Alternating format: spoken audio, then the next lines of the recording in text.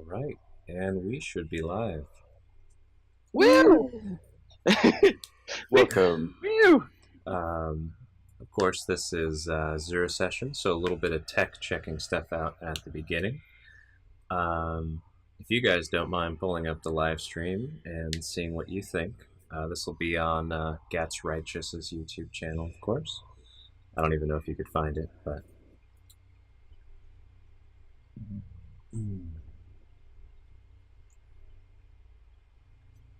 Yeah, live now.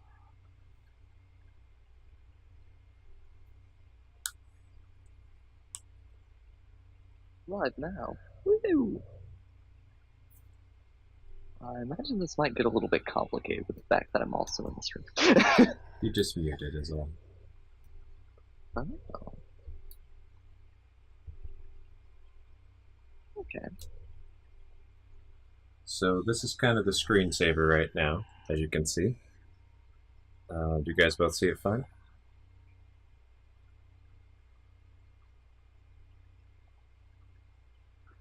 That is a good screensaver.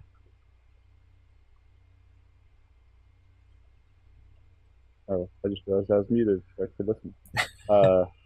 Yeah, it sounds good on YouTube. All right, the screensaver on the YouTube. Cool. What are you talking about? Yeah. All right, Looks so I'm going to switch us over to us now. And there we are.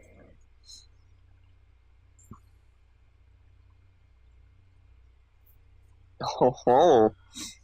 So, Oh, welcome everyone to the Zero Session of the Bane of the Ancients D&D 5e homebrew campaign. This is going to be a little darker, grittier than your average D&D campaign. So if you're a little squeamish, if you get uncomfortable with darker themes, might not want to watch this unless you're trying to expose yourselves to some of those things and learn to enjoy them. So before we jump into the actual game, this being a Zero Session, I did want to review some of the prior discussed rules and ideas, just make sure that we're all still on the same page. So for the character creation for this campaign, we are going with level 2 start, and we are using point buy for each of the characters that they're starting. After doing that, each character starts with 2 feats and fairly standard starting equipment. Does that match up with everybody's expectations? Yes. Yeah. All right. There are a few unique homebrew rules that we're going with that are outside of the D&D 5e Player's Handbook and DMG. To give you guys a little bit of an edge and to feel a little bit special in combat, we're doing what's known as player favor when it comes to AC, saving throws, things like that. That means if there's a tie between you and an enemy, that you're going to win that tie. However, if you're fighting a boss, reverse. If you tie with a boss is going to get you. Of course, this is special bosses, not every hard monster you fight. Does that sound good to you guys? Yeah. Absolutely. Sure. All right. Now, I know both of you guys, we play D&D together all the time. I do want to remind you, try really hard not to metagame, especially with this campaign. I'm going to be kind of doing an iterative process with you guys, trying to get your feedback as the campaign progresses, but try and remember what your character knows versus what you know. Some other expectations we mentioned previously, but I want to review them again before we jump into it. Death in this campaign is a lot more likely than your typical D&D 5e. So, before we get into this, be spiritually prepared to roll a new character. Take a deep breath. Yes. Moment of silence. You guys might not even make it through the first session. This is the Zero Session, but you might not make it through the first session. Honestly, I might not make it through the Zero Session. It's completely possible. So be prepared, be wary, try and play smart. I'm not going to be some antagonist, petty DM about things. I'm going to not try and punish you for things in game based on things that irritate me or things like that.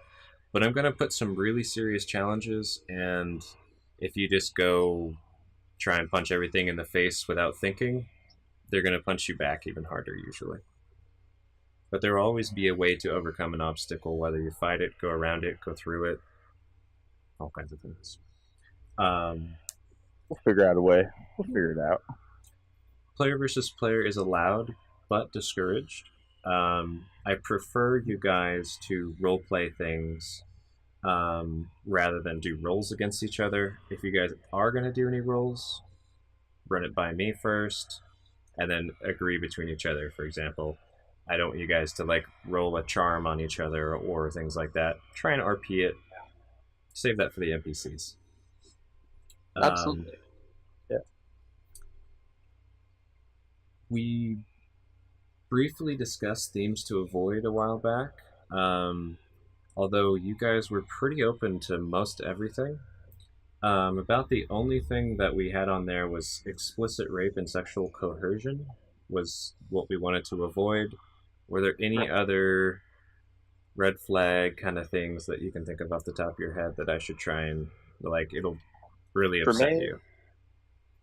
For me, excessive amounts, or really any type of graphic animal abuse. So that'll set you off? A bit. Yeah. A bit. Okay. And Jbuck? I don't really have any special things. Pretty open to it all. So I might toe the line of that animal abuse, since animal abuse is kind of a broad description. I'm specifically talking about pretty far up on the spectrum of animal abuse. Okay. Almost like animal torture. Animal torture, yes. Okay. Because, like, overfeeding your dog's animal abuse. That's yeah, no. Yeah. I'm talking about pretty far out on that line, specifically. Okay. Thank you for clarifying. So if I want you and your character to be really upset, I could run something by you first in that run. Okay. Yeah. Got it. Okay. Just a few other things before we jump into this campaign.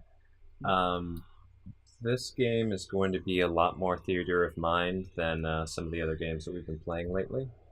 I'm going to try my best to keep the combat and interactions really fun and strategic, but I want you guys to focus on being in the moment and in the combat rather than looking down at a chessboard as much as you can. I like that. Try and play it the way you want to play it, but try not to get distracted by, like, oh, there's that over there I can do. It's not about winning, it's about the experience. So, and if you want me to, of course, give me feedback as we go. If some type of combat is a little more fun, or you think we should try something else, I'm totally open to suggestions. Typically, when I throw a combat style encounter at you, I will do the top-down view with, the hexes, and you'll see most of all the map. Some combat scenarios will be a lot more dynamic than others. For this zero session, I'm going to keep it very basic, just so we can all have a chance to get used to each other's characters and used to the way that I'm going to be running this game. Yep. Just to get into it. Yep. And if you struggle with a call that I make in the middle of combat, since combat tends to drag out, especially if we end up arguing in the middle of it, if it's something you think that isn't going to make or break your character, that you could let slide just until the end of combat, and I'm like, no, this is the way it's going to be, let's, if possible, think about whether or not we can postpone talking about that until the break or until after that encounter is over. We can always retcon if something was BS. But I want to try and keep those moments and that energy flowing, and try and save those interruptions of combat until later. Of course, little questions are fine, but I don't want to get into like a 30-minute argument in the middle of an encounter. Yeah, I agree. Does that sound good to you, Aludriea? Absolutely. Great. One other thing is the last reminder. As the game master, I am your god, but I'm going to try not to be your antagonist.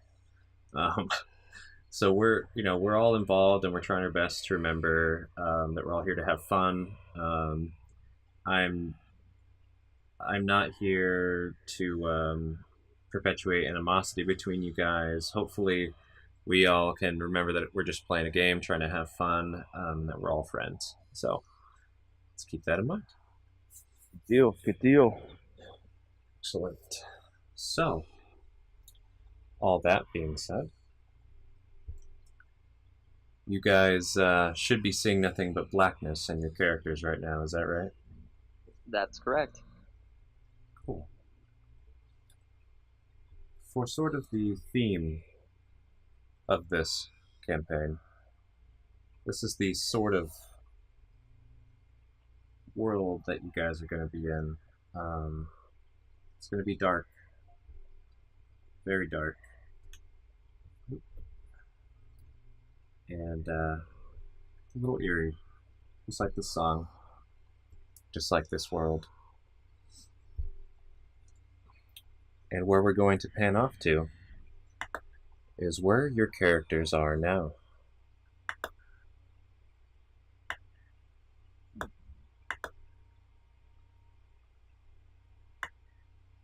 Of course, Roll20 doesn't like to keep where I zoomed things in at all. That's awesome. Gotta change it every stream. Every stream. So, if I set this up correctly, each of you should be looking at about half of the Roll20 map right now. Is that right? Mine's all black. Mine is completely black, so I'm not sure. Cool. That's right, I was testing that out. Let's see what happens when I lift the veil. Sure. Yeah, there Alright, I see half currently. Yeah. Perfect. Unless the other half of the world is a literal void, of course. No, that's the Shadowfell. That's Yeah. the mirror under the ground. Don't worry about that. We're just on the border. It's fine. I expect this property is probably pretty cheap then. So, Alright. we're gonna start with, and Jbuck, how do you pronounce your character's name? Yakusame. Miss Yakusame. And Aludriea, how do you pronounce your character's name? Katsu or Katsuo? Which one would you like me to go with? Katsu. All right. Would either of you like to introduce your character first? Go ahead, Dakota. Can do. So, Katsu hails from a noble bloodline that was once revered as great warlords, but over times of peace and many generations, our family slipped into complacency and became one of the leading factions seeking and advocating for peace. Learning about my warlord lineage, Katsu decides that his family has disgraced what their entire bloodline stands for, no longer wanting to be a part of it and believing that we have long fallen from power. Katsu left home to reclaim his family's honor, glory, and to rebuild the family name through some sense. He took weapons that had long since been sealed away and headed out in the world. Ever since, he's been trying to gain honor, a following, build a dynasty, so to speak, in any way that he can. And he's very much been trying to navigate these distant and foreign lands. Okay. Yakusame is a poor farm girl from her parents' homestead, and she's known to some as a station mystic. I mean, she's inhabited by some sort of natural spirit of sorts. And at a young age, she left her homestead with her patron, and they've kind of been traveling around from city to city ever since, just trying to survive and learn what they can about the world. Those are some interesting backgrounds. Let's start with Yakusame. So, you're out. You've been on your own. Well, on your own as far as other people, but you're there with your spirit that embodies you at all times. Now, you've been finding refuge in a kind of larger city, a little run down in some of the districts, and you found different places to set up refuge while you go around and do everything that you need to do to survive. Um, so, what sort of lodging have you been staying at lately? Have you Uh, been, for example, like in someone's barn, under a bridge, some tunnels, a broken down building? Probably her first option would be somebody's uninhabited barn, if possible. But if worst comes to worst, she's not opposed to sleeping in the street. She's done it before. Well, there just so happens to be somewhat of a little shed that nobody's been paying attention to for a long time. And that's where you've been taking up refuge. Perfect role play. Right there. Now, how have you been getting by? What have you been doing to keep yourself fed and everything that you need to survive besides shelter? Well, she's not a beggar, but in times of need, she has stolen food here and there from people's gardens or their stalls set up in the streets or things like that. Mm-hmm. She has been known to pickpocket before, but it's not really something she enjoys doing or she wants to do or anything like that. It's more so out of necessity. Gotcha. Um, yeah, Go ahead and roll me a sleight of hand. yeah. Let's see how well she's been doing lately. Pretty damn well. All right. Give me 1 second here to do some calculations. And go ahead and roll me 4d4.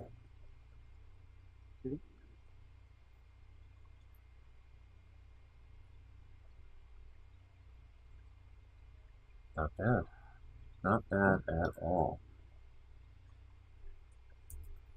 You've actually been doing quite well for yourself.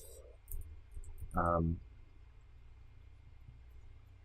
with all of the pickpocketing and everything and this nice abandoned shed that nobody's been paying any attention to lately, you've actually been able to save up 180 gold while you've been in this Wow, town. it's a nice little town. I like this place. It is. You've you've marked on your map while you've been residing here all the best spots and best times to pickpocket people during the day, and you're starting to feel like a little at home. Like Yeah, you've been in this super. spot long enough, it's feeling safe, feeling good. So let's pan over to Katsuo. Or Katsu. Katsu. What do you want me to call you again? Katsu. Katsu. The two U's at the end. Katsu. Katsu. So, Katsu, you've been on the road, trying to find your calling, trying to find a means for honor. And you find yourself at this nice little inn on the road, heading towards a larger town. What sort of stuff would you have brought with you besides the armor that you stole from your family? Besides the armor I wear on my back, I have a few of the unique weapons to the lands that I hail from. That being an interesting longbow, made from very fibrous wood. It's certainly unique looking compared to what you would see for a normal longbow. I have my great sword, Mabachi, Mm-hmm. which is my well, the closest thing to a friend I've had for a while, and as a sidearm, a wakizashi. So, you left out on the road. You've been wandering for a while. Your Yes, initial funds, they went dry. yes. What would you do while you're on your travels for gold? For food? For lodging? Well, a hired sword is not necessarily the most glorious of work, but it's something that I don't shy from. Something that can get me paid and give me enough gold I need for lodging, however humble it may be. Um, if there's an opportunity to do physical labor in the field, I would likely almost hesitate to stoop to such a low place, but I would be more inclined to serve as a hired blade, as I would see it as an opportunity for combat experience, depending, of course, on who would be hiring me. Got it. So you're essentially a wandering Ronin. At this time, yes. And with your swordsmanship, are you more dexterous or do you use your strength? I have been lacking in technique as of late, and I find that through many of the physical activities I've been doing and the training, I find the exertion of strength to be, well, a much greater strength to me than being dexterous with a blade. Roll me in athletics. Absolutely. 7. That's fine. 7's a good number. You might be Lucky seeing number that 7. number often, actually. Go ahead and roll me 5d4. Got it.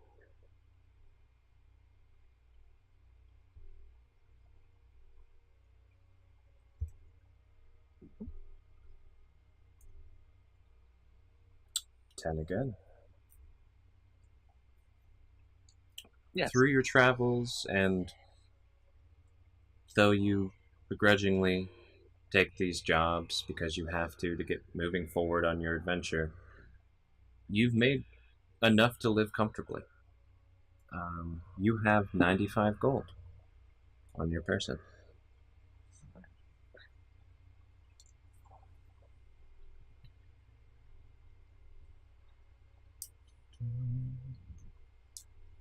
So, Katsu, you're in your inn. You've been traveling after a long job, looking for the new next area for you to find some purpose, some way to build honor and respect for yourself and for your family. And there's a knock on your door, even though it's night. State your business. And you hear footsteps leaving the hallway. Hand on the hilt of my wakizashi, I get up and approach the door, opening it to see if I can't see the person leaving. Roll me a perception. Can do. Average. You just notice the shadow of someone going down the last edge of the stairs. Most likely just the innkeeper. But down before you, at the base of the door, is a package. Okay. And it says, to Katsu. And may I ask the general size of this package? Yes. It is about a foot long and about 3 inches by 3 inches. Interesting. It's wrapped in parchment paper and tied with parchment string. And is there any indication who it might be from? The writing is in common.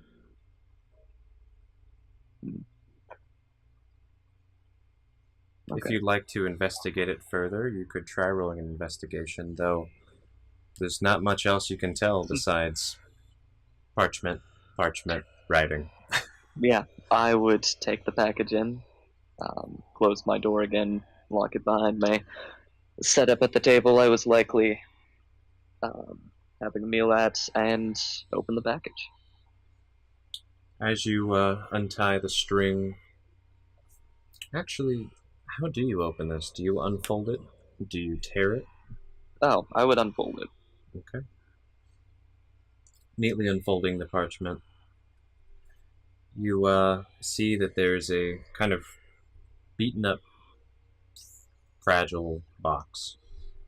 And it's just being held together by one string. Okay. In that case,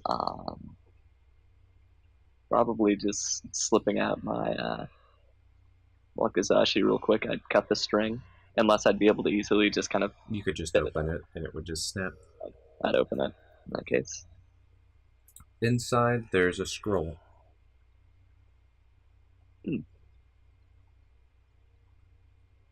Picking up the scroll, unraveling it to reveal its contents. There's a scroll, and there's a message written on it in the same handwriting that was on the outside of the package. It says,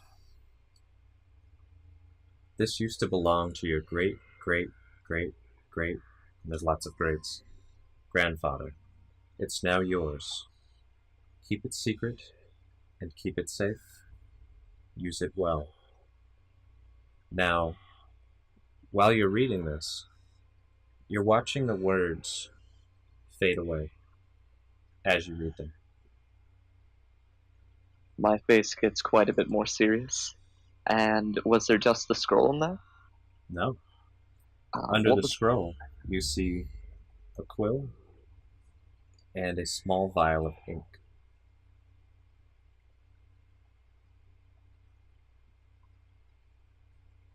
In that case,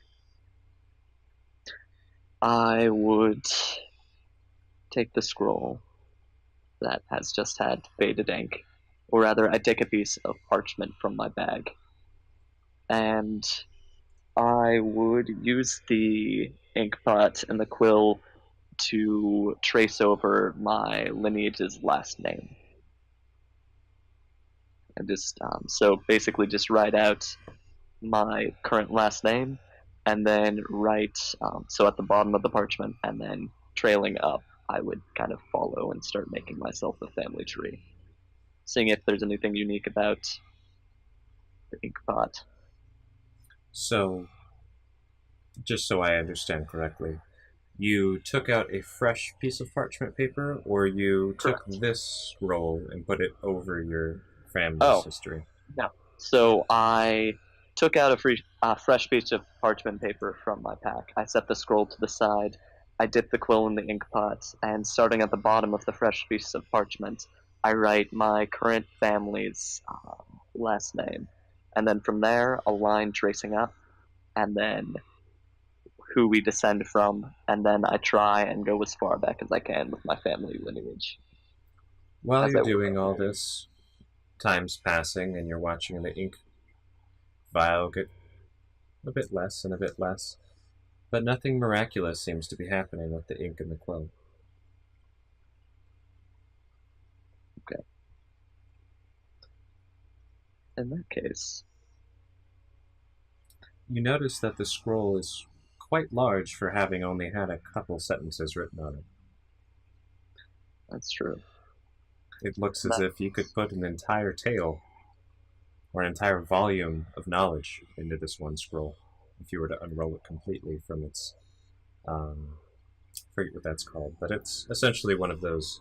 It's got a nice tube and roll it up and all that. In that case, starting where, and the writing had just disappeared, correct? It disappeared as you read it. Interesting. So rolling the top of the scroll down slightly to cover up where the letters had disappeared, I would start with my last name and then I would make a couple quick sentences under where the sentences had disappeared about some of my kind of crowning accomplishments while I've been on my travels. Anything I deem worthy, which there might not be much, if anything, to write. Got it. So you're writing some tales of your travels. Yes.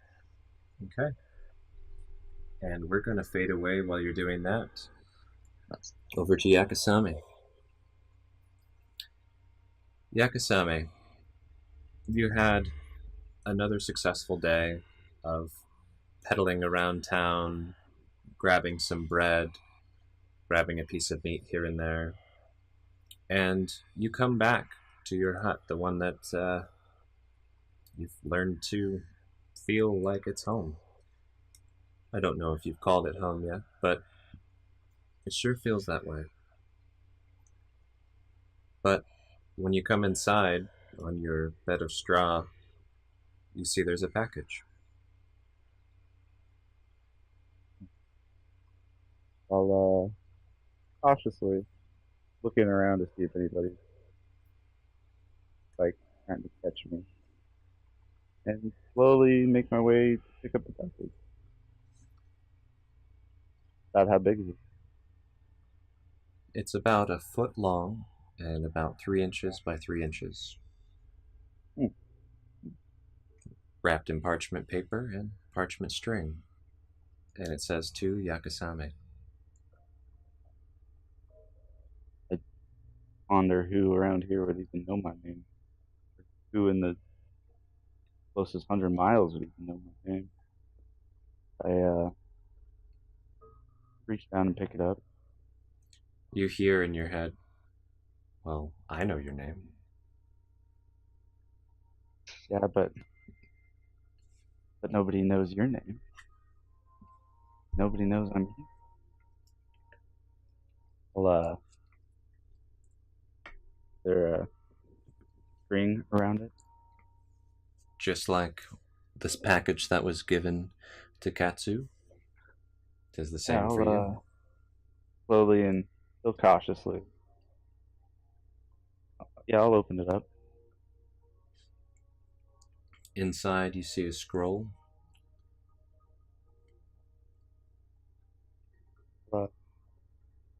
Take out the scroll and open it up.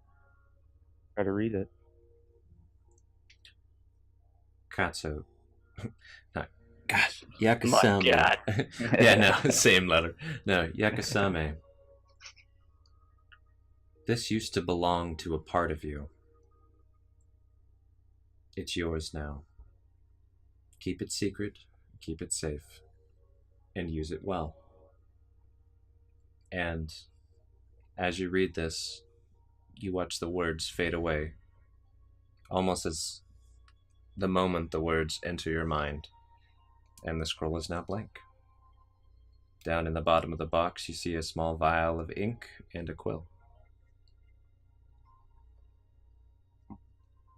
I'll pick up the ink quill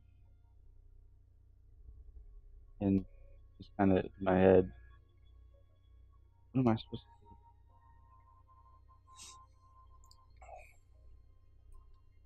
Let's see. And would you be able to either talk a little bit louder or put the mic a little closer to your mouth? I heard what you said, but it was just a bit quiet. Yeah. That's much better. So, you said, what should I do? Yeah, what do I do with this?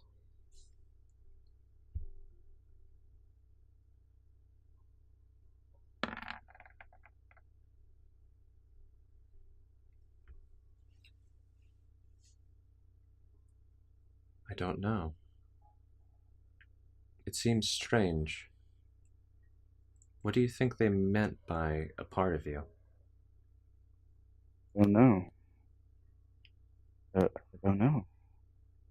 Who would even know? I don't know. Is there more to the scroll to unravel? There is. You can keep unraveling the scroll, but you'll find that there's nothing else written on it.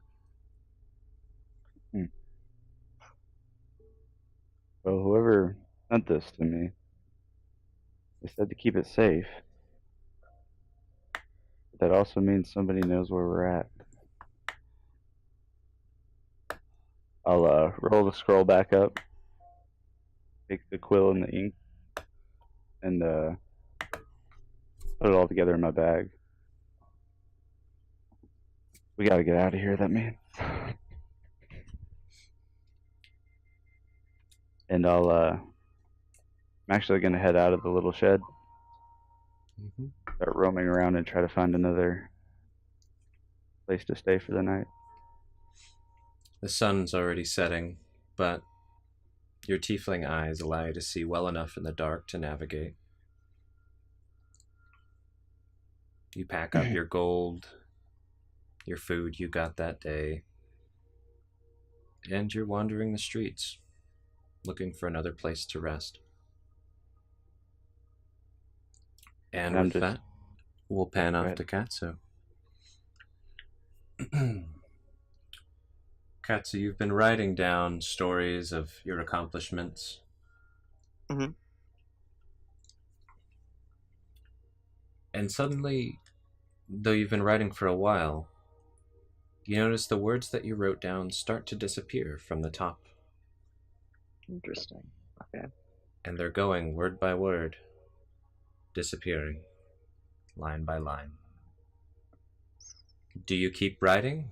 Do you pause? What do you do? I'd pause if they disappear, like,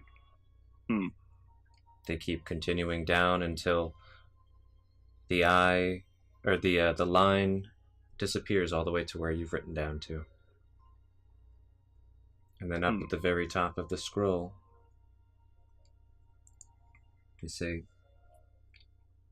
I see your package has found you. And as you read it, it fades away. So it has. Do you say that out loud? Yeah.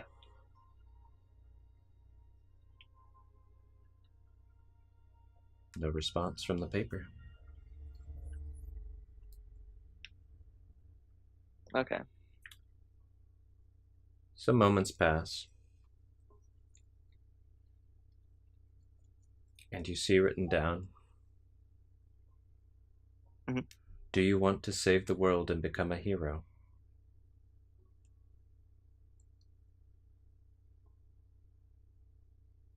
And as you read it, the words fade.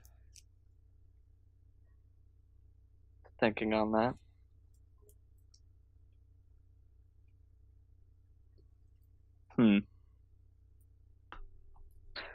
Just as my ancestor was a hero. And I'm gonna reflect on how big the world is nowadays. Like, having been out and about in the world, saving the world, it's a pretty big place. But I'm going to marvel at the idea. So you sit there in contemplation and imaginings. And while you're doing that, are you still staring at the scroll? Are you staring off to the ceiling? Are you digging back into your food? What are you doing? I'd have my food off to the side. I'd be eating it carefully while still kind of going over the scroll with my eyes and the contents as if I'm missing something. And if I just look harder at it, I might see it.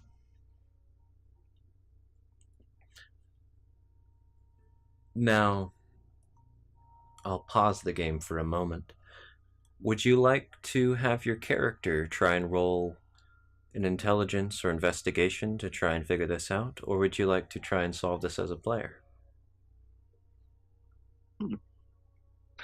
I would like to go off with my character.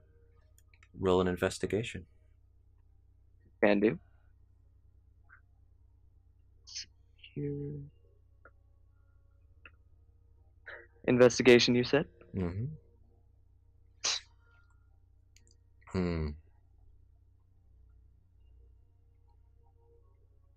Your character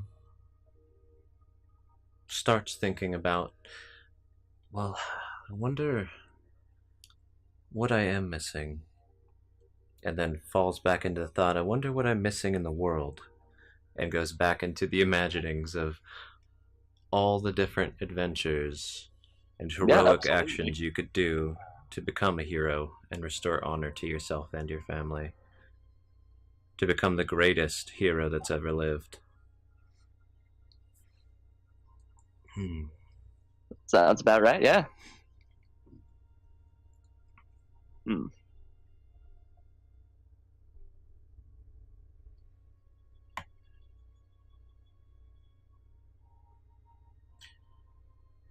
And with that, is that how you spend the rest of your night, or? Yes, I'd spend the rest of my night finishing my food, contemplating about what the potential of that means, potentially like some of the exploits I've done, how they've been received in the land, where I'm going to be going next, how I'm going to increase that, and then like Mhm. probably cleaning up my blades from activities of the day, being out before carefully sealing the scroll, setting in my bag, and getting set up to go to bed. Got it.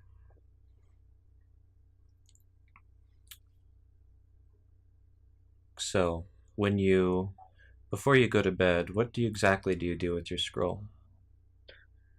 I put the scroll. You said it had a scroll case? The box is basically fallen apart after you opened it. Hmm, interesting. And well, I've got my own scroll of lineage on me. The scroll case used for that. What I'd probably do is take out my scroll of lineage, remove it from its scroll case, and instead replace the scroll that I just got that had apparently belonged to my ancestor, and securely package that where I previously had my basically scroll of pedigree and lineage.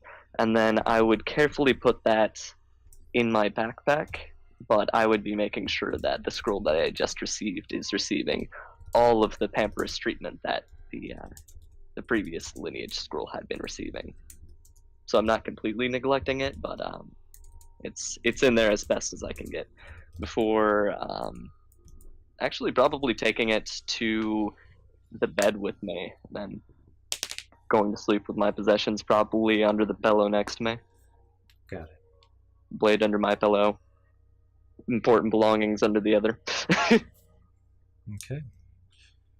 We pan back to Yakusame, who found a walkway that seems to be abandoned. It's one that you can find refuge in for at least one night, and no one else seems to be using it for now. Perfect. I'll kind of set up my little camp there. And, just kind of sit there, back against the wall. Pull out the scroll from my bag with the quill and the ink. I'm just gonna kind of open it up and stare at it a little more and see if there's not something more to it. And then honestly, quite a bit of time just opening it all the way up, inspecting every inch and detail of it, see if anything catches my eye. You investigate the scroll for a lengthy amount of time, but it just seems like a blank scroll. But after a lot of time passes, seems like you're kind of staying up through the night. You see a message at the very top. Do you want to save the world and become a hero? And like before, the words vanish right as you read them.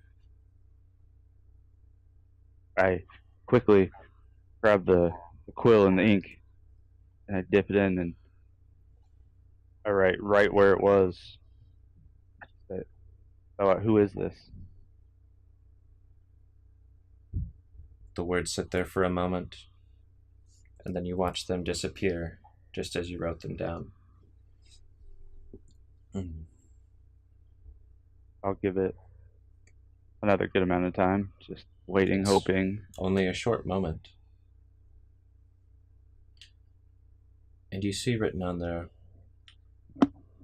"Wonder not, child, who writes to you now, but of what you can become."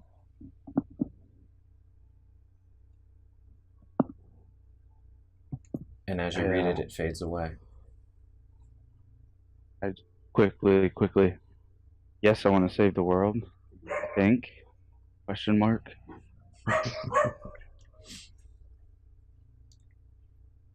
It fades away as before. You hear dogs barking out in the streets at night. Perfect ambiance.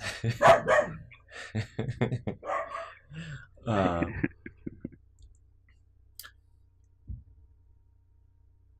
Wonderful. And do you want to know more about what you carry? Yes, Again, fading yes, away. Of course. She's writing as fast as she can. She is intrigued, to say the least. Yes. Shall I start with this scroll? Or what's around your Please. neck? I kind of look down at my little necklace with the pendant on it.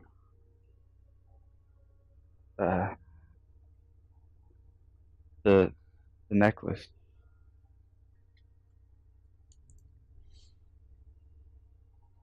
The necklace was a gift from a part of you.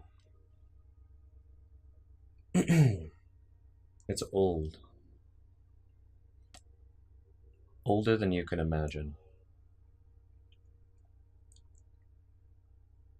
What's its meaning? Why do I have this? You have it because you were chosen.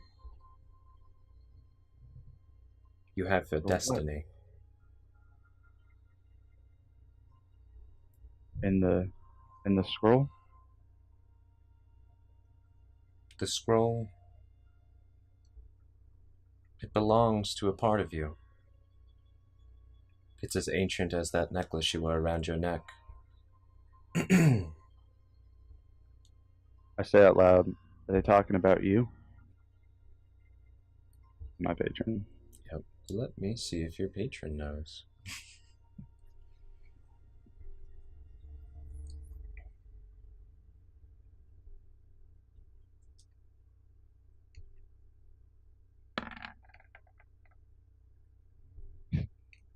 Why not? I don't know. This feels strange. Familiar, but as I've mentioned, I don't remember everything. I quickly write out, what destiny? You're destined to help save the world. There are great powers shifting now, and you hold one of the keys to the world's survival. Around your neck is but one piece. There are others. Just sits there for a minute holding her pendant, her little necklace, and just tries to contemplate what she just read. And then scribbles out, but what can I do? That is the that is the perfect. I can't even talk. That is the perfect question to ask. There was a young man in a village to the northeast, and you see sort of a very crude, quickly drawn map. Like, you're here, a couple landmarks, and a trail of how to get from here to that small town. Yeah. And a high elf He needs your help. I hope. He is the one who can help find the keys, but he cannot do it alone. He too was chosen. Find him, help him, and together you may guide the world to a brighter future.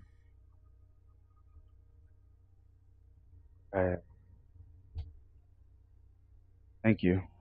I'll do my best. And you write that down. Yeah.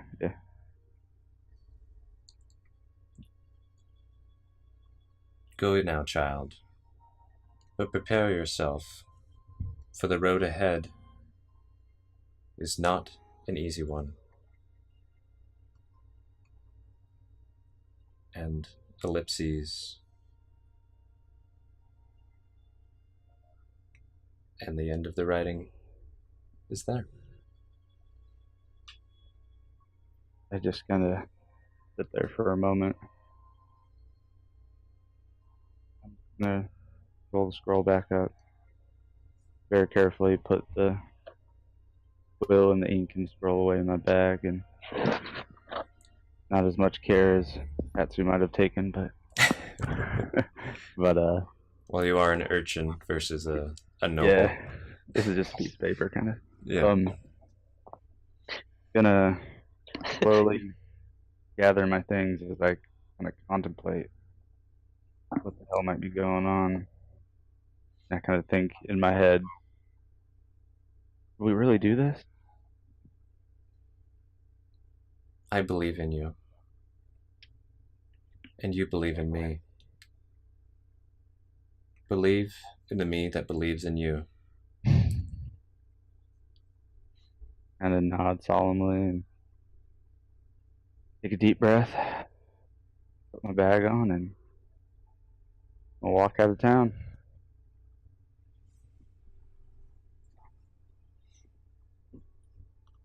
Gotta follow the map that was drawn. Yeah. It's vivid in your mind. Like the spirit is remembering it with you. She seems occupied thinking about what's been going on with you as well. Less talkative than normal for now. Yeah. And Katsou. Yes. You sleep an average night on the road in this somewhat comfortable inn, though you can't find the best amenities on the road. Yeah. And what do? Your eyes crack open. You see this sun is just starting to dimly light the sky around you. Well, in that case, I'm going to pull the scroll back out. Written on there. Or did you unveil it too? Yes. I'd open the scroll, open it up to where the writing had disappeared again. Just kind of think to myself, like, Written on there. I hope you're keeping this scroll safe.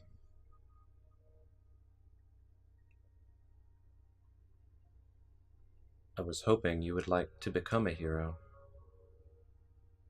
But if not, would you at least like to know more about what you carry?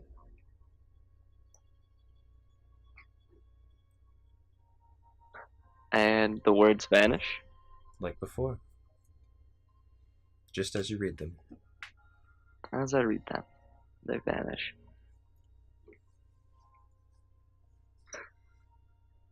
I would probably go over the words that were written down, like trying to write them down again, like, I wonder why they don't stay. So you wrote the same words that were written to you? Yes. Like reading it back, like, but writing it back. You see them stay there for quite a while. It's like you tried it again, and you're like, huh, they stuck. And then they disappear? Not yet. Oh.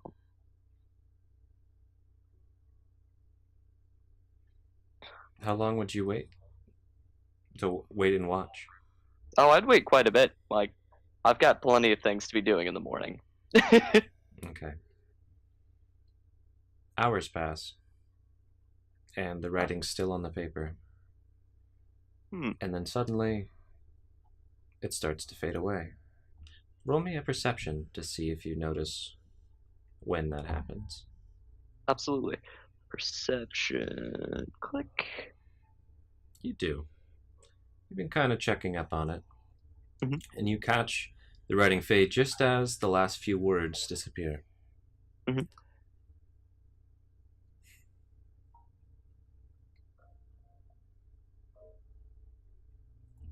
And you see written on there, I see your ancestors didn't tell you about the scroll. And this time I'm going to try writing a response. No, they did not. How unfortunate. I thought your family was one to spread knowledge from generation to the next. How times have changed. How times have changed. And what of you? What connection have you to my family?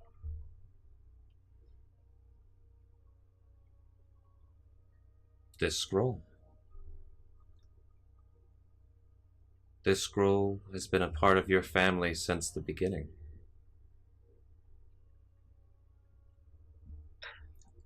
Just as that band around your head is, or has been.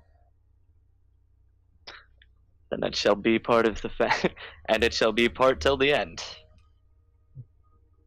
Need there be an end?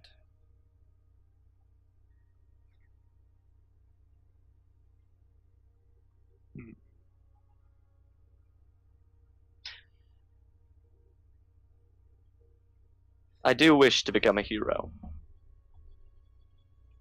In some... Yeah, need there be an end? Well, I suppose not, is basically my response. Yeah. And then he said, I do want to become a hero. Ah, I figured as much. What do you know about that band around your head? I know only that that it belongs to my ancestor, one of the greatest men to ever live, the reason for my family's rise to power, and the reason for my journeying now. All correct. But it's not simply a metal band. It's a key. A key. A key to a brighter future. And it's one of many. I'm listening. Reading. There's a pause because the person on the other end is like,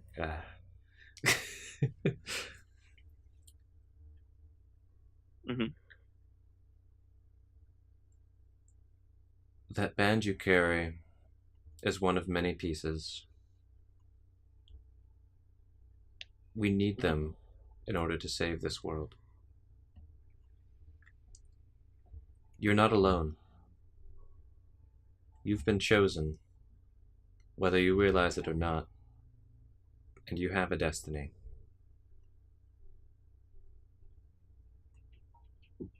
I can help guide you, but that is all,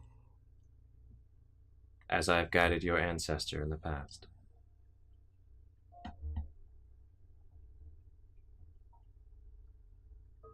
If you want to follow in your ancestors' footsteps to greatness, tell me now. There is nothing I seek more than what you have to offer me. I will listen in full, and I will cherish every word of guidance you give me along my journey. Wonderful. The first step to your greatness is one towards a town to the northeast. There is a man there, a high elf, who needs your help. He too was chosen. He too is part of your destiny. Together, you must come to triumph over the darkness and powers that are shifting in this land. Find him. Help him. He will help guide you to the rest of the keys. Does this town have a name? Names change, but I know exactly where he is. And you see a sketch of landmark maps, or landmarks on a map, a mark where you are with your name, and a leading path up to the northeast to a small town. And as you look at it, as before, it all fades. Mm-hmm. But the map was clear. The directions were simple. Okay. Katsou, don't be rash on your adventure to become a hero. This is no light journey. This is no work that a peasant ought to be doing. This is a path to greatness, one with hardship, darkness, and despair. I will help you how I can, but ultimately, and you just see ellipses. Good luck. And the writing stops. Do you write anything else? I am no peasant, and my blade will guide me on this journey. Like, something along those lines. The words are there for a moment, and they disappear, and there's no response. Okay.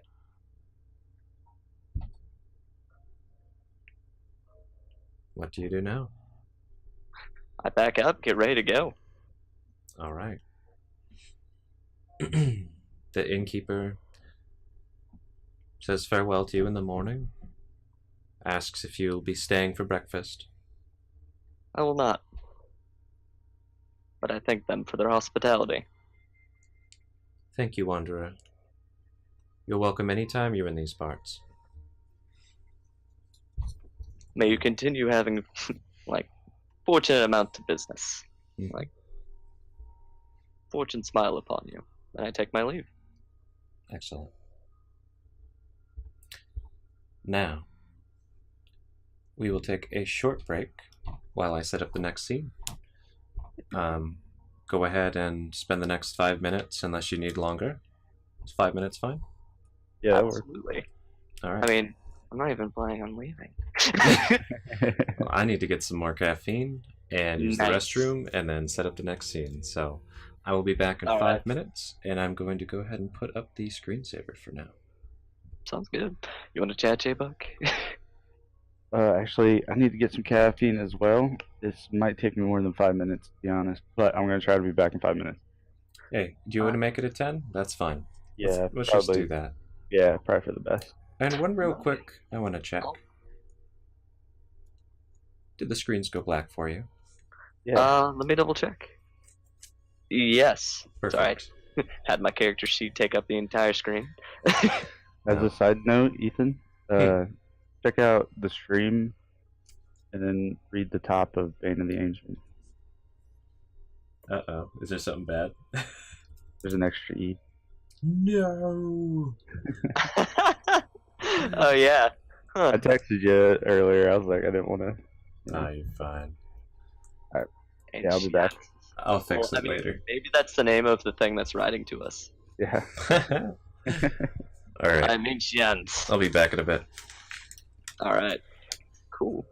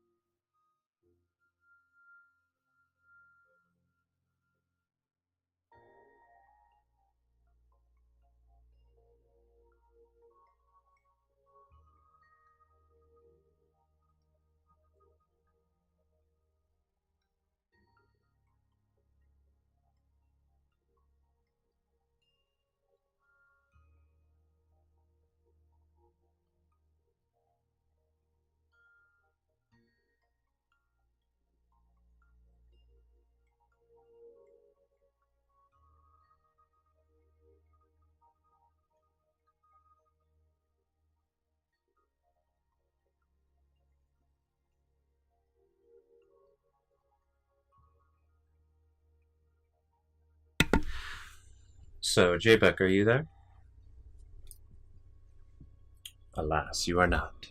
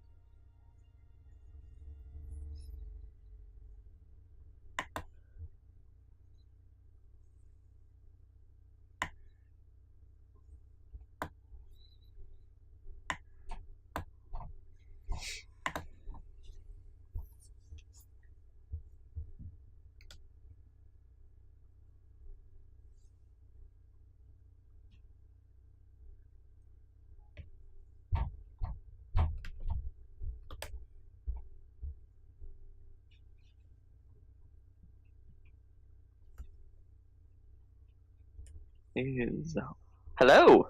Hello. All right. Much intrigue. Good. I also really like the baseline premise right now because if this is going to be a MLG, don't be a fucktard campaign, then this premise, due to the fact there's a lot of keys, it's going to be super nice to pull in other players or NPCs or like that is solid, mate. Yay. Glad you approve.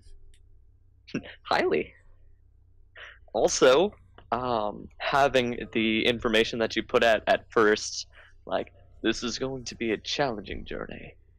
Having that information straight up like put out there by an NPC, good call, man. Mm-hmm. You know? What help with the scroll beef? It's like, yeah, just go get them. It's fine. Everything's fine. Everything's safe. The world's good. Yeah, the scroll like wouldn't have been a very helpful scroll, you know? Mm-hmm. This next scene, I gotta admit, I don't know how I'm gonna do it. It'll be interesting. Do you have an idea for the scene? Oh yeah. Well, the thing is, you don't do the scene. Mm-hmm. Typically, players do the scene. Exactly. You know? Don't know if that helps you at all, but that. No, but I'm trying to keep that in mind. Just waiting for Jbuck to come back. Hopefully, it's just not like some peasant or something being like getting the shit kicked out of him. I'm like, is that who I'm looking for now? All right, leaves, just keeps walking. Oh, is that Jbuck? Oh, Hey. Sorry about that. Oh, I know you're fine. caffeine, dude, smart. Yeah, I had to go out and get some food and something to drink. So, Smart.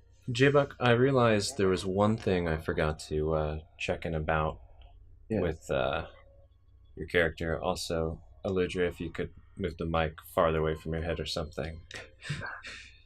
I can hear you fine at all times. I can hear me fine through your mic. Exactly. Jbuck, mute yourself. There, perfect. I can hear you through Dakota's mic. So, Is this better? yes, thank you.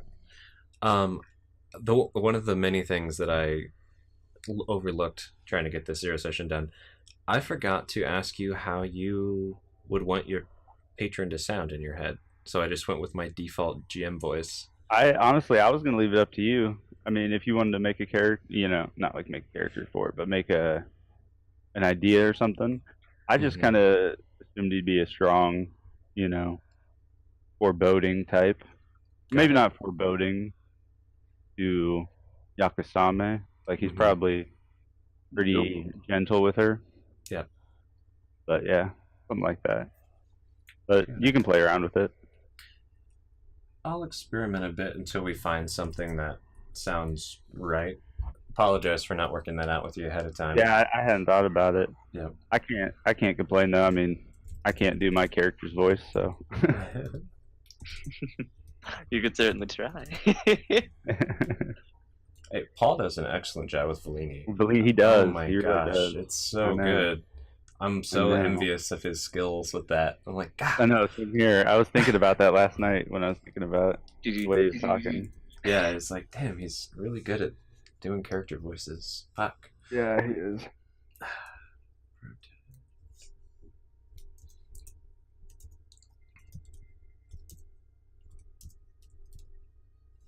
All right. Everybody ready?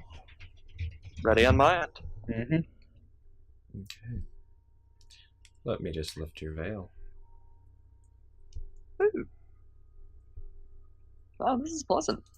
Yeah. It's a nice, beautiful morning. And both of you roll me perception. Absolutely. As you are out on the trail heading to the northeast.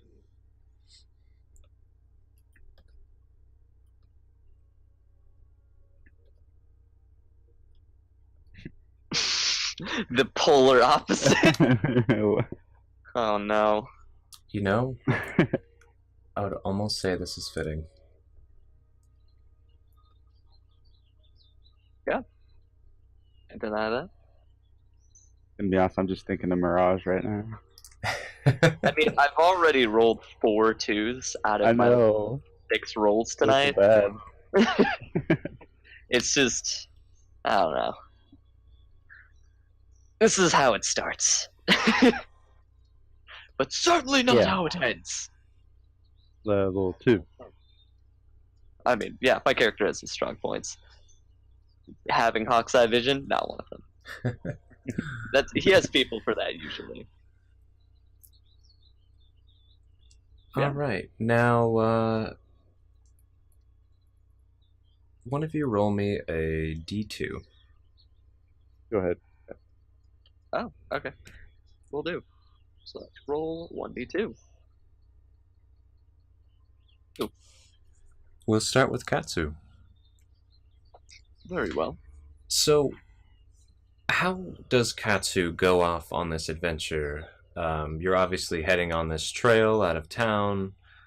How do you walk? How do you proceed? How do you carry yourself? I carry myself like a rugged vagabond, almost mercenary. Posture held high, very imposing. Carry myself with almost a noble demeanor. My chin doesn't dip below my shoulders, and I've at almost all times got my hand on the hilt of my. So you got some medieval swag going on. Medieval. I've got medieval swag. Yeah, hand on the Nutachi. Yeah, and I mean that's fitting for you're a young adult, older teenager. Yes. You think highly of yourself and your abilities. You feel strong, and you're treading forward. Now with more purpose than you've probably had in a very long time. I'm excited. Each step is a step closer to a purpose I've been seeking this entire time on this journey. While you're walking, roll me a dexterity save. Done. You feel one of your footsteps slightly slip as you half step in a pile of poo.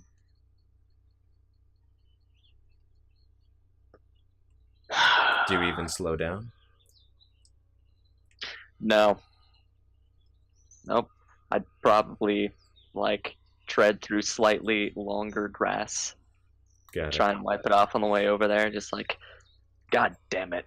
Of course, in my character's mind, I'm like, I'll either pay a serf or I'll be cleaning this up before I get to anywhere where I need to introduce myself.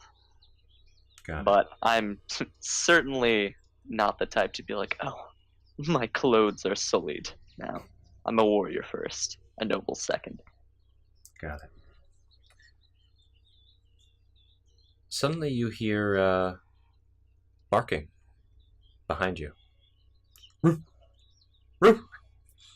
I look behind me. You see a moderately large, but not humongous, black dog jogging up to you. Do you slow down? Do you stop? Or do you keep treading forward? Do you run? So the dog kind of just trots up to the side of me? If you let it. It's not sprinting. It's... No, I'd let it trot up to the side of me. And I'd greet it. Hello there. Are you lost?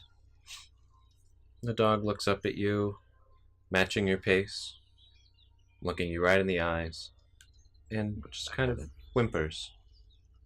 Just...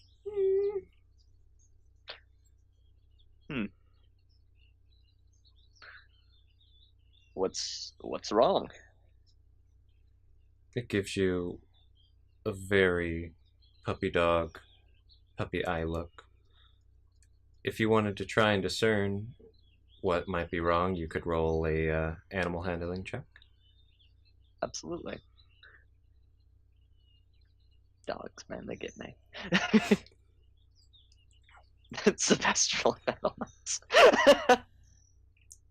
You've seen these eyes before. This dog is probably really hungry and or thirsty. Well, in that case, I would reach to my side, slow down a few paces, get my water skin, unscrew the top, and do like a very slight waterfall. The dog just wagging away, lapping up the water as it falls out of the canteen, biting at it too, just seemed very thirsty. And how much of your canteen do you give it? I'd probably give it. So from the map, did it seem like a long journey was ahead of me? Yes. In that case, I would probably give it maybe. Water skin's D8 big, maybe like a 6th. Okay. And I would extend my hand out, let it kind of smile, inspect me, and then if it allows me, give it a couple pets, and then keep walking. Roll me one more animal handling check. Will do. Animal handling. It sniffs your hand and is a bit wary to be pet by your muscular meat hands there. In that case, I'd retract and an inviting voice like, "Welcome with." It sits and whimpers some more. Based on your previous animal handling check, you figure it's probably hungry. Well, having packed rations. So, what exactly? What would the contents of rations be? Like a bit of dried meat? Yeah. Cool. In that case, I would give it not a full ration, but basically a small amount of some of the dried meat that I have. And you said it's a pretty big dog? It's about the size of a German Shepherd. Alright, in that case, it would be like a small breakfast. Got it. Yeah, in modern times, you might call it like a black German Shepherd. Okay. Okay. It wags its tail up on all fours, scarfing the food down. Okay. And after making sure it licks every single scrap off of the grass that it possibly can, it's going at it for a while. Like, how long do you wait there watching it eat, or do you keep walking? It's eating quickly? It's eating quickly for a long time, if that makes sense. It's so scarfing. It's not so coordinated about this. Yeah, it's like it was super hungry. I'd probably let it get to the end of scarfing when it starts coughing. Mm-hmm. So when it's like it's finished, it starts coughing. I would then, like, still looking at it, start continuing with a slow pace this time in the direction that I was, Mm-hmm.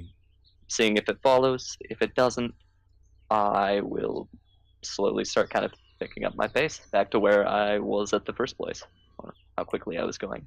As you start treading off, the dog briefly lifts its head to watch you leave and goes back down to cleaning the grass of every bit of morsel of meat scrap that you handed it that it made a mess out of. Mm-hmm. And as you get farther and farther down the path, the sound of the dog trying to eat meat-covered grass fades. And Okay. do you look back? Do I look back? Yeah, I'd likely look back, see kind of the distance I've gotten from the dog. But then, The dog, back where you fed it food, is now wandered over to the very edge of the forest, but you can just make out a silhouette of the dog sitting. Okay. And it lets out a howl, Got it. and then lets down its dog face. Roll me a wisdom save. Will do. And a perception. Wisdom save. And perception. Perception. I'll roll over 10. Every 10 rolls. Don't worry. What almost seemed like an uneasy, otherworldly blur. You could have sworn you saw what looked like a man's face or Ugh. a creepy smile that a dog could not have where the dog's face was, as it almost melds and flurries into the brush. You don't quite get what you just saw, but you feel uneasy, unsettled. I absolutely agree with you as a character and a player. And I continue my pace. I pick it up a little bit, but I don't run, if that makes sense. Yes. Just like, sooner I get to that town, the better. Over to Yakusame. These lines are weird. You see up ahead in the distance with your amazing perception what looks like a dog sitting on the path ahead. A large dog. Not huge. Just sitting there. Just sitting off to the side of the path, quite a ways up. Maybe 100 feet or more. But it seems like pretty calm and just hanging out. It almost looks like it's waiting. Yeah, I'll approach it. And the way you approach it and the way you're walking on this trail, are you being brisk? Are you running, jogging, being just stealthy? Brisk pace. I mean, she's used to traveling across lands from city to city. Mm-hmm. Got it. And when you get closer to the dog, how do you approach it? If it notices me, I guess I just keep walking, like to walk past it unless it notices me or anything like that. It looks at you when it almost seems like it was watching you approach the entire time. Oh. Yeah, Oh, I'd probably walk up to it. Hey, puppy. Roll me an animal handling check. Yeah. By two. Ah, dick. Not bad at all. Yeah. You see the dog kind of, its whole body wags with its tail slightly. I kneel down and like kind of embrace it a bit and just rub it. Hey, puppy. Pet it. Probably used to stray dogs. Yeah, you would be, being an urchin on the road. Yeah. Surprisingly, though, for this dog being a stray, it's very, very well groomed. Out in the middle of. Are we in like the middle of nowhere? Yeah. Hmm. You've seen look around. strays, you've seen dogs out in the forest and out on the outskirts of town in the slums before, and they always smell terrible. Yeah, these are pretty and mangy. Look pretty mangy. This dog is beautiful. Yeah, And once I realized that, I kind of take a moment to look around my surroundings and make sure that there's not someone waiting for me. go ahead and roll another perception. You Sounds hear good. birds. You see typical movement you would in a forest in the morning. But Hmm. from what you can see, there doesn't seem to be any humans or humanoids where you are right now. The dog looks like it lost its owner. Oh, puppy. The day before, I had a pretty good day in that city that I was in. I probably got, You have leftover you know, food for sure. yeah, yeah, not too much, but enough. Yeah, I'd pull out some food and feed the dog, pet it. I spend some time with it. Hey, little puppy. The dog's very, very happy with this. It eats whatever you put in front of it, making sure to grab every last morsel. And, it wags, it rubs itself on you a bit, licks your face if you let it. It'll try to, of course. Oh yeah, for sure. And let it. after a while, you and the dog playing, the dog goes back to where it was and sits yet again on the side of the path. I'm gonna go a few steps in the direction I was heading, kind of turn back to the dog. I assume it's probably still staring at me. It is. Its head slightly cocked, watching you, wondering. Like, gonna come with? Come on, puppy. You see its eyebrows raise as it's listening to you, but you're not sure if it understands your words. Yeah. I give it another like minute of trying to coerce it into following me. Come on. It generally looks confused, but not terribly confused and not upset. It looks calmer than it was before. Yeah. All right, puppy. If you want to stay here, you can come with me, and I'll start walking away with I still have some food in my hand. Are you like trying to get Yeah. it to follow the food? Not really. Like I'm not like here. I'm not like leading it on, but I'm sure it notices I have food in my hand as I'm walking away. Yeah.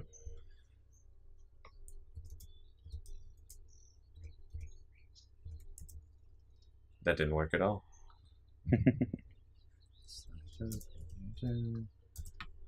Oh, I thought you meant it didn't work. Oh, sorry. I was like, all right. That didn't work. Okay, I'm sorry. Sorry, I typed that. Ugh. I'm trying to remember how to. What is it? It's. What? How do you. Is it just roll 1d20? I can't remember. /roll space 1d20. But how do you whisper that? /GM roll space 1d20. That's what I was forgetting. I was like trying to whisper GM and then I couldn't do /roll on top of that. Yeah. I messed up again. /GM roll, all one word. Correct. Right? Okay. Thank you. When you said that, I almost typed in /W space /roll. It's like, the dog looks a little shaky and jumps up from its sitting position and sprints at you and bites out to grab the food out of your hand. Oh shit! Do you let it? Yeah, I drop it. Okay. It grabs the food and then runs back to where it was sitting and then puts it on the ground and scarfs it. Yakusame is kind of sad. But you didn't need to do that. Fine. The dog looks a little ashamed, but I'm like slowly walking away, like guilt shaming it, like, okay, if you want to stay there. But yeah, I'm making my way. As you get far off, to where the dog's again a silhouette, you just hear a loud "Roof!" From behind me. From behind you. Do you look back? For sure. Does it sound like when a dog is like barking at like an intruder or No, like a... It's more of a hey. Yeah. And roll me a perception and a wisdom save. Yeah. It's scary. Right? Wow. 3 11s in a row. Yeah. What? I'm gonna see 7 a lot. You're gonna see 11 a lot. Yeah. Together we 11. should a new store. Oh, is that the dog right there? No, that's you're remembering. You're comparing that dog bark to the one you were hearing last night when you were trying to sleep, but then just gave up and started playing with your scroll. And that damn dog in the city just echoing in your mind. Like good night. Good night's rest. God damn it. Your patron. That dog was quite annoying last night. I know. I couldn't even sleep. Strange to see one like this on the road. I know. I feel like it's lost its owner or something. I don't want to take it with us, but it doesn't seem to want to. Best not to force a canine to go anywhere it doesn't want to, lest you want to deal with its fangs. And you hear a chuckle with you as well. And they hurt. Trust me. Huh. I could tell you stories. Although you're missing parts of them. Trails off a bit. It's fine. And while you're having this bit of back and forth in your head, you feel like the dog might be peering into you. I turn back to it. And this is while you were turning back to it and looking. So when you turn back, you see this black silhouette of a dog, and it looks like it just feels like it's peering into you. Like somehow, even though from that far away, it can see down to the very core of your soul. I'm gonna smile at it and just nod my head. I feel like dogs might know things that people don't. When you do, you see an unearthly smile, a grin, go across the dog's face in a way that could not be. I say out loud, "That's not creepy." And the dog turns, and when he does so, you see there's no snout. And it walks into the woods. What the hell was that? What was what? Sorry, I was trying to remember. The dog, it didn't have a snout and it smiled at me. You didn't see that? That's not possible. We were just playing with that dog. It's far away. You must have been seeing things. I kind of shake my head like, maybe I was. I'm pretty tired. That dog last night kept me up. I haven't really slept. Oh, that reminds me of that story I was trying to remember. Yeah, did you remember it yet? I'm trying to remember how many dogs there were. I know one bit me in the shin. Another was trying to get my hand, the one that was holding my sword. Was that the same dog? And I don't know. you hear unsure monologue continuing onward. Oh, It's fine. When you remember it, just tell me. Of course. Of course. And I just smile along my happy way.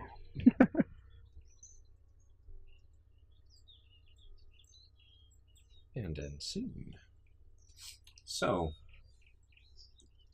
you both encountered a strange dog on your travel. And I'd like you both to roll me survival checks.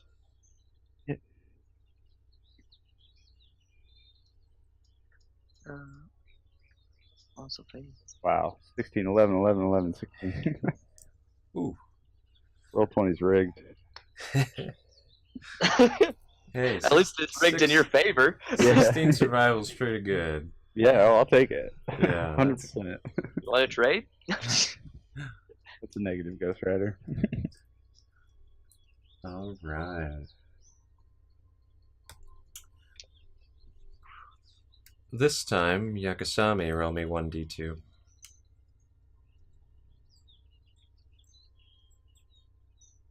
Stepping more shit.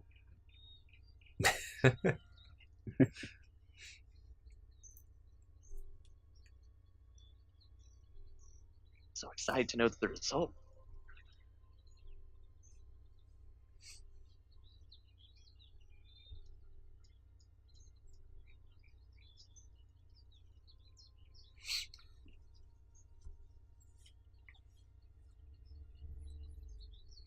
I'm still waiting. Slash roll 1d2.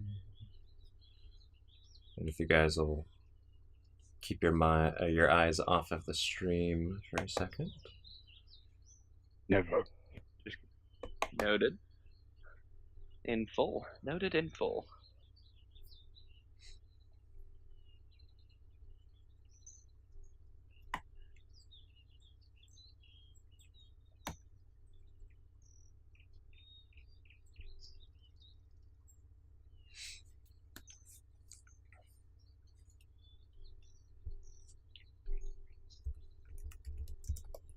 I'll just roll it. Roll 20. You okay there, bud? There we go. Well, Katsou, you're gonna be up again. Katsou, roll me 1d6. D6, got it. Can do. 4. Ah.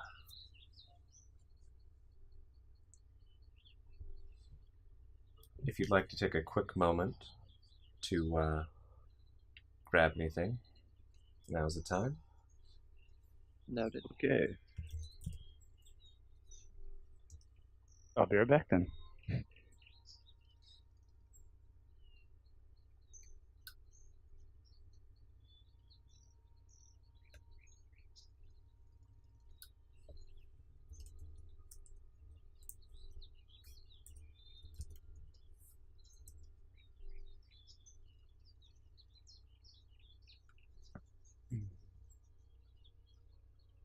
I should be good for a little bit.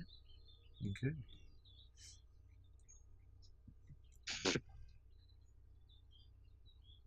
Alright.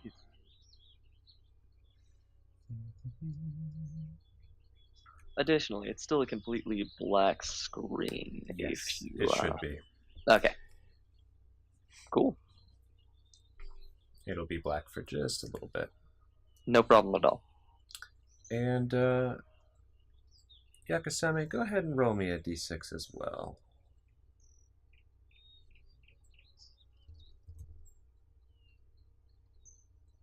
Mm. Mmm. Mmm.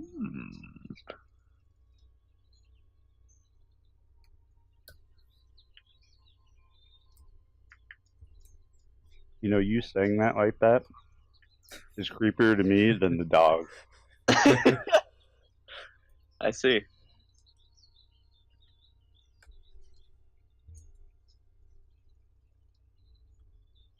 Fun.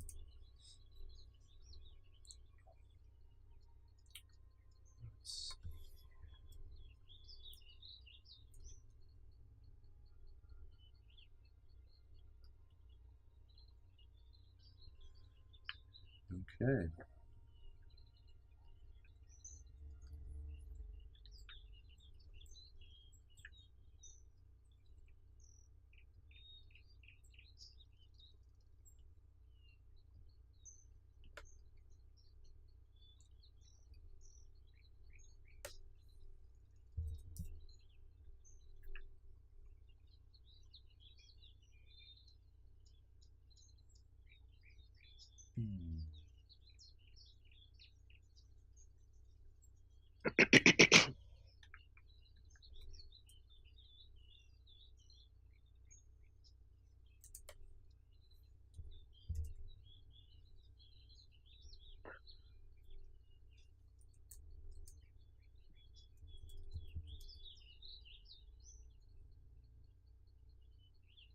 Looks like Roll20 is not being very nice to me. That's fine. I'll just change it. Roll20 is being Yeah, we're struggling. Roll20. Yeah, it keeps working out and not being very nice. Hey, there's probably think a of it this lot way, of guys. people using it on Saturday, so Yeah, that's probably what's happening to me. think of it this way. Hopefully, soon enough, we won't have to do it online. Oh. Bom, bom, bom. Dude, that would be dope. That would We can become the critical. be crits.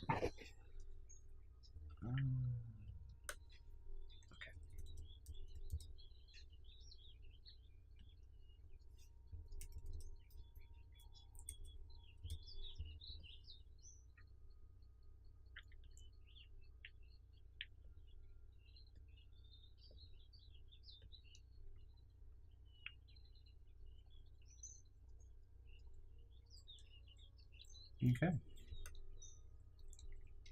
So again, do avoid the stream. For now, YouTube. Got it. I just have it open in the tab. I really don't. That's fine. I just don't want spoilers because you can see the GM layer. Yeah. Sure. Okay. All right. Be scary. Oh, seems like a well-maintained bridge. Indeed. You're at a bridge too. So, Katsou. Yeah. The rest of your journey for the day has gone pretty straightforward. Just a nice forest walk. Not any more strange dogs. Though that one is still It's probably a at little the haunting. just Yeah. yeah. You come up to, the river that runs from the inland out to the ocean. It's a bit of a creek that runs into a bigger river, but one that most everyone must cross if they were to go any farther north. Mm-hmm. This is one of the fewer traveled bridges, but it's one that people use normally. You know that. Go ahead and roll me a perception check. Okay. Click. Oh. Let's see.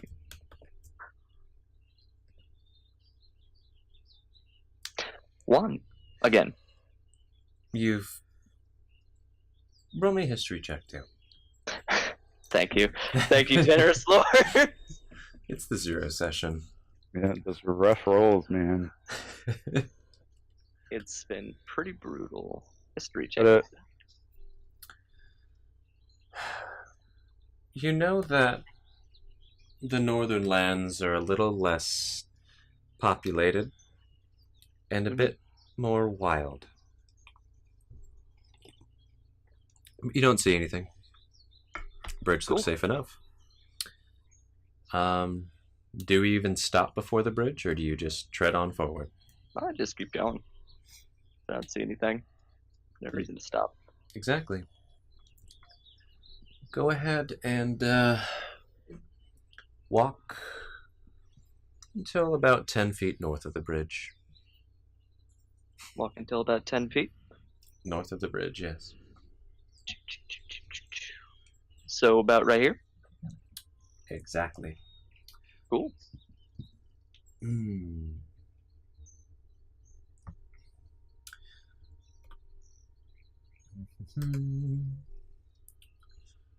Let me see here. Go ahead and move a tiny bit more.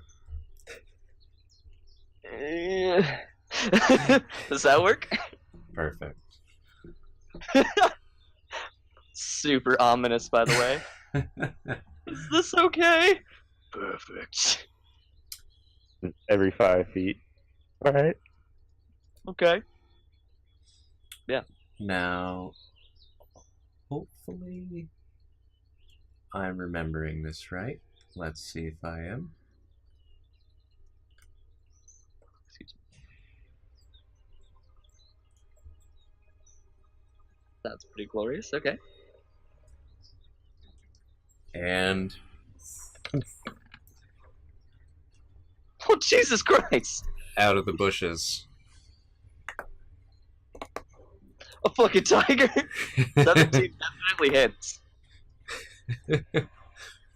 Alright, reduced accordingly. A tiger jumps out of the bushes, bites you, and mauling you. Ah, fuck! What do? No need for initiative, it's just you and the tiger.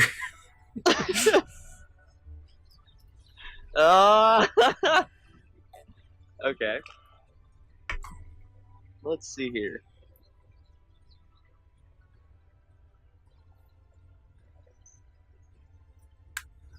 Well, I'm gonna use my reaction to hit the tiger immediately if my feat offensive duelists when Well, I'll let you use it this time. You were talking about how you're walking around with your hand on your sword already. okay. Well, I'll be pretty loose with that feat. I'm going to immediately take a swing like, fuck! Ah, Jesus Christ, a tiger! You, drawing your huge Nadachi, and a tiger right on you. You undoubtedly hit it.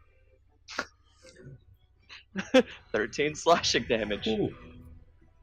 You hit it, and you hit it well, impaling the tiger right through the chest.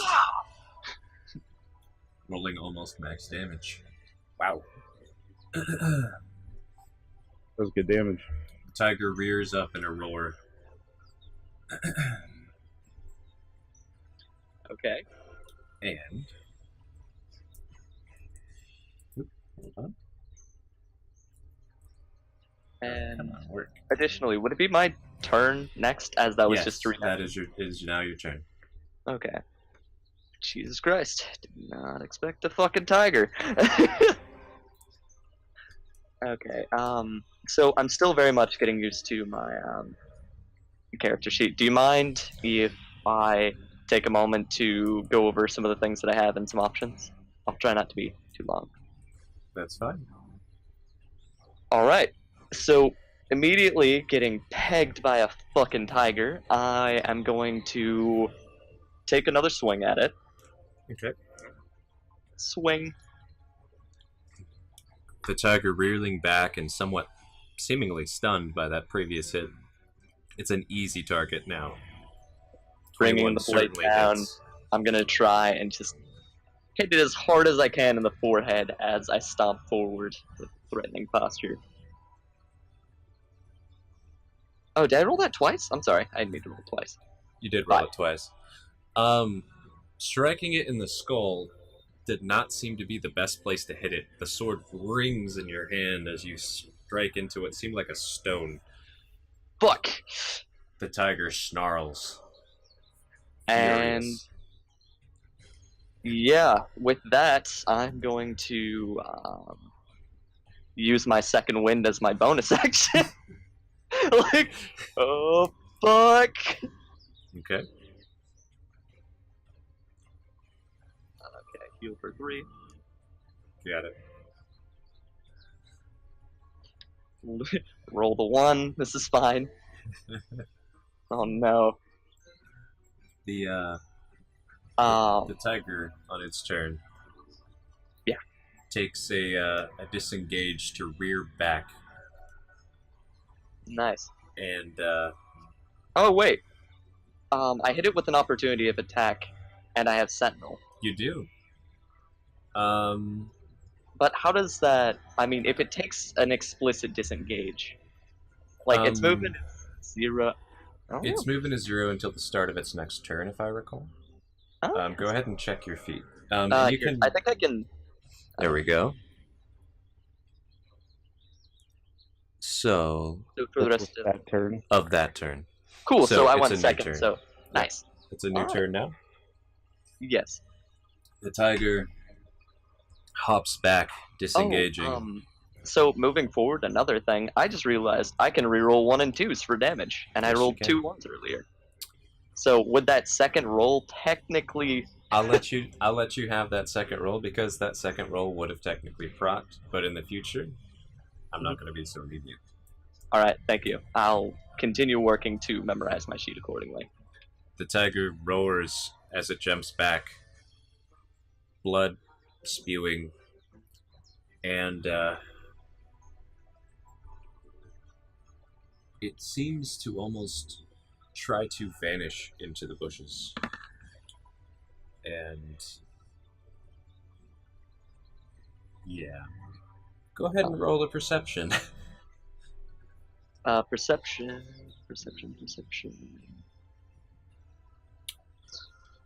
I really want to roll more than a 4. Okay. So I'm like, fuck. The tiger seemingly vanished. Noted. So the tiger vanishes, huh? Yeah. What do you do?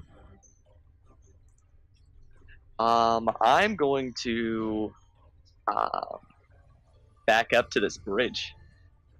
Like, staring at where I saw its last position, I'm like, fucking hide on top of a bridge.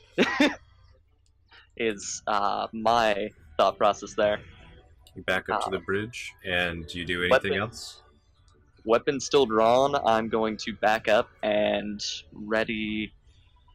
Let's see what my options here are.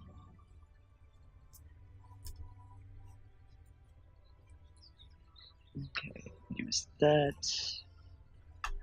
So yeah, I'm going to back up accordingly onto the bridge and ready in action if the tiger moves within striking distance of me.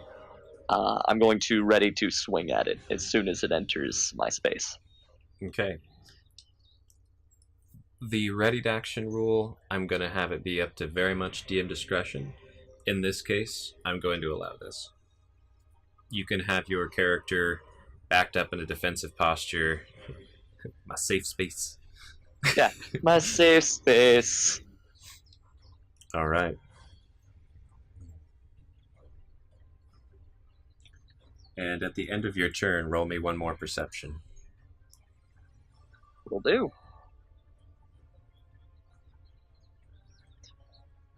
At the end of my turn, roll another perception. Just roll perception. There you Yeah, I kept them like performance. go. You still don't see where the tiger went. Yeah, I'm like, fuck. I'm well aware that it's still around, though. Posture ready. And coming leaping out of the bushes, go ahead and roll to hit. I fucking knew it! 15. You strike down at the tiger, hitting it in midair as it comes and swipes at you. Go ahead and roll damage. And let me re-roll that. 2 1s again. Does it? Slightly better. Does it have a limit on how many times? You only get to roll it one time. Okay, cool. So, slightly better. Slightly better is better. So you intercept the tiger mid-swing, knocking it just off enough for it not to hit you with its swipe. It's now right up in your face on the bridge. Okay. So now it's up in my face. And your turn. All right. Well, that was enlightening. All right. I rolled a 7 to hit. No? Absolutely not. The tiger is closer than you're comfortable with. In that case, I'm going to use my, let's see here. I'm going to use action surge to immediately try and take another swing at it. Like, it's just moved into my space. I struck it. Actually, can I roll a perception to see if it's even, like, feeling any of this right now? You mean, like, damage and stuff? Yeah, like, how bloodied is this thing? Is it even, like... Sure, you can roll my perception real quick. Okay. Combat, I know! It certainly hurt. That, you know. There's obviously blood coming off of it. Cool. So, in that case, what I'm going to do is use my action surge. Use my primary action, which I'll set this to 0, to take another swing at the tiger. Alright. Swing away. Roll another 2. The tiger is just too close. Too close, too uncomfortable. It's right up against you. You can't really step back to make a swing the way you postured yourself on the bridge. And would you allow me to make an intimidation with my bonus action to yell at it, like, get the fuck out of here?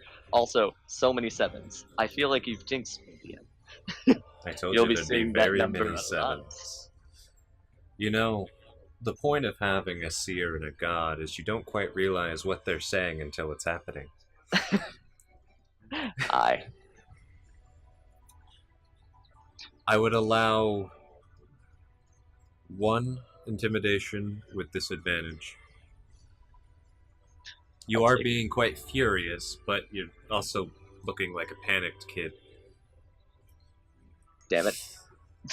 Panicked kid shows through. No. You seem scary for half a second, and then the tiger's like, nah. Alright. That's my action. And additional action. Pulling out all the stops. Yeah, I didn't anticipate a tiger. Last person I knew to tell me stories about a tiger, it went something along the lines of, "Oh God, please help me! I'm being mauled to death by a tiger."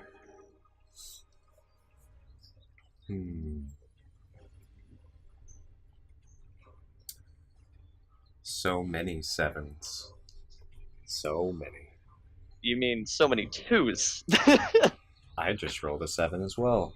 For a secret roll. Oh my. Oh my. Lucky number 7. Indeed. I say lucky number 7 because Gatsu still draws breath and his heart still beats. Any day where that's happening is still a lucky day. The tiger disengages. Got it. And again tries to hide in the brush.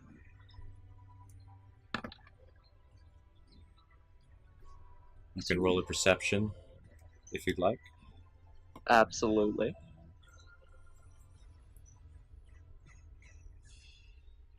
Damn.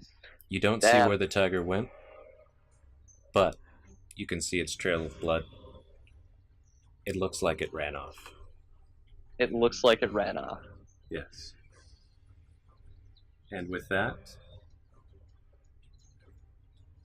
combat It's ended for now. is over. Oh, wait. Out of curiosity, does Sentinel kick in when people even try to disengage, technically? let me check. Here. When a creature then...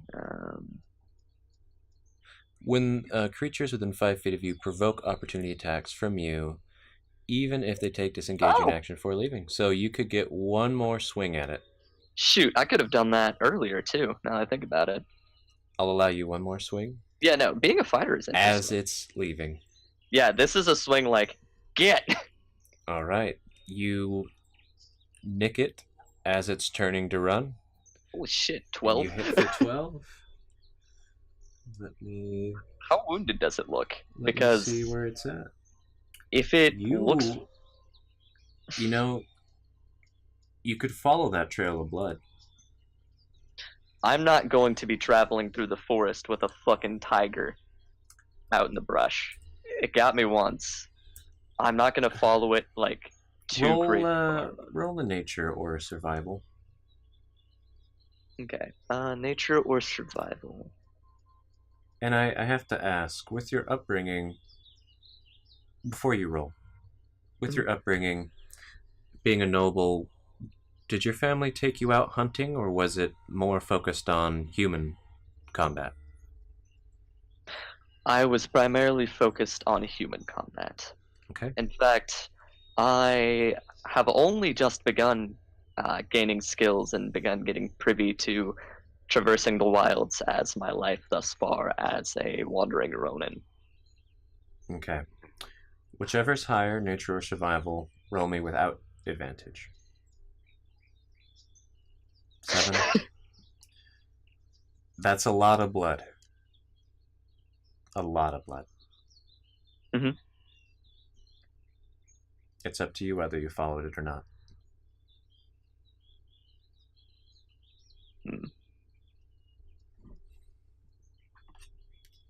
A lot of blood, you say? Yes. No. I'm going to follow... So I'm going to very briefly see where the trail kind of leads. Like, if it goes quite far out. Let me draw a little bit of a... Yeah, that would help a lot. Here, I'll just... Where's that damn ruler tool? You can see my ruler, right? I can. So it went this way quite a bit? Yeah.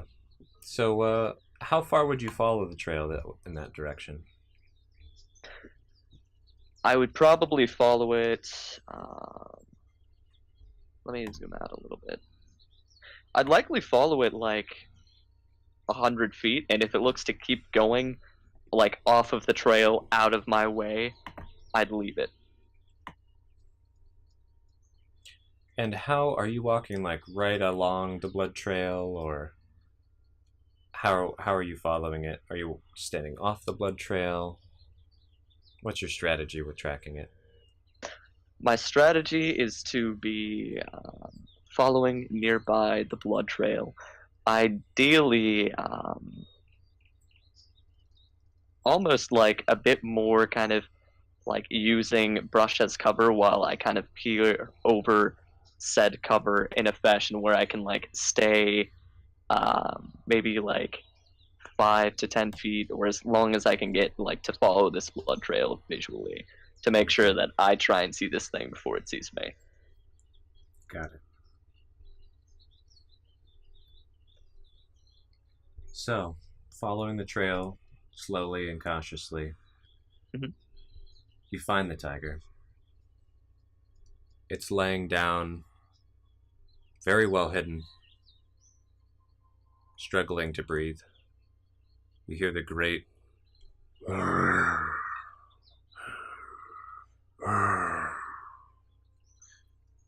struggling to survive. It doesn't look like it's gonna make it.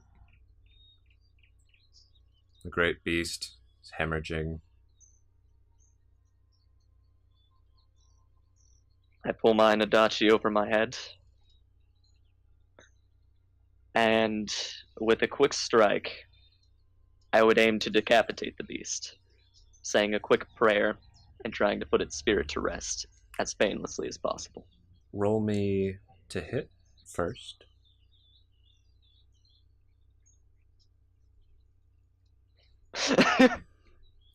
That's Technically, fine. That's fine. And would I have advantage because it's brown? normally, yes. It is But in this case, just roll athletics. athletics. So when I had you roll to hit for this type, I was seeing how skilled your guy would swing downward, and I was going to have you do a separate athletics to see how hard you swung. So That sums up my character. yes. So you swing down, and you kind of like destroy, like you like shove your sword in, but at the wrong angle, so it kind of goes half cuts the head off and then goes into the torso. So it's just kind of like you ruined the pelt and it's mangled, and you cut like an ear off. So just But like it's totally dead now. okay. How does your character feel? I mean, he's learned to kill men, but Really upset. Where he comes from, you don't fuck with tigers usually, and the fact that he didn't have the capability to scare this away, and the fact that he was unskilled enough to be able to fend this off and allow it to continue ruling over this domain probably pisses him off. so with that anger, are you angry with yourself? Are you angry generally? Are you angry at the tiger? I would say I'm most hard on myself. I'm pretty upset. I show no anger towards the tiger. I came into its domain, and yeah. And with that, what I'm going to do is, so it's currently hidden in a bush, correct? Yeah, it's hidden in a bush that you kind of fucked up its cover a bit when you did a giant, messy, Yeah. super downswing. But yeah. But What I'm going to do. you put it out of its last little bit of misery, although it probably had so much adrenaline that it wasn't feeling much anyways. I'm going to drag its carcass out here to, actually, not out there, but a little bit off of the beaten path into the opening, and basically cut the stomach open for the birds to feed. And then give it a small prayer, and leave it where it is. Roll me a religion check. Okay. Trying my best to recite a small poem that my shrine maiden sister told me. And what was the gist of the prayer that you kind of botched? The gist of the prayer is, though it be circle of life, I thank you for having watched over this domain, and I hope you can rest easy in the afterlife. And then, more or less like, I show great respect for you. I take no pride in what has happened here.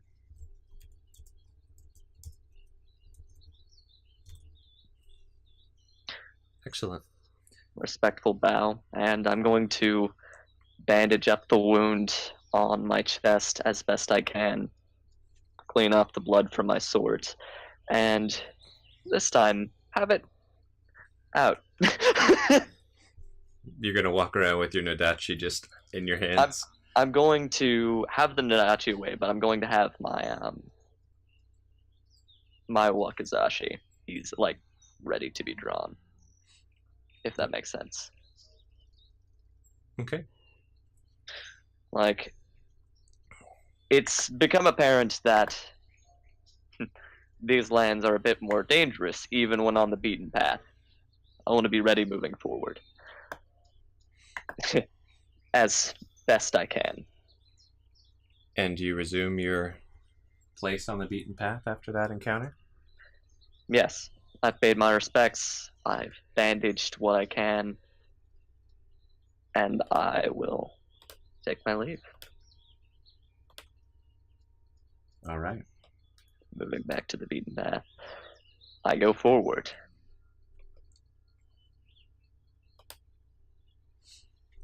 Now to Yakusame. Yakusame, Yeah. go ahead and roll me a perception check. Oh, what? I didn't catch that. OGs. Okay. Okay. Man, how quiet is my mic? It's fine now. I think. I'm not sure what that was a second ago.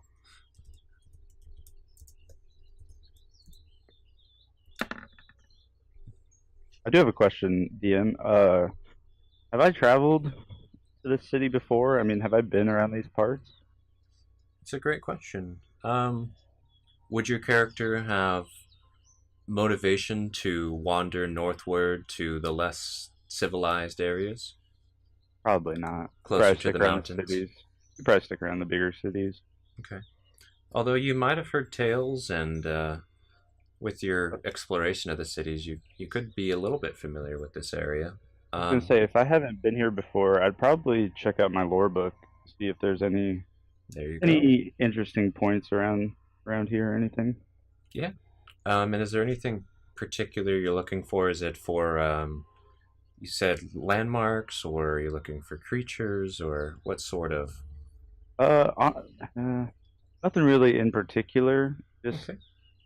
north of like where I was. Just if there's anything in the book about, I guess, yeah, creatures, monuments, places to stay. I mean, like any tales of crazy things happening or things like that. Go ahead and roll me a history check with advantage. All right.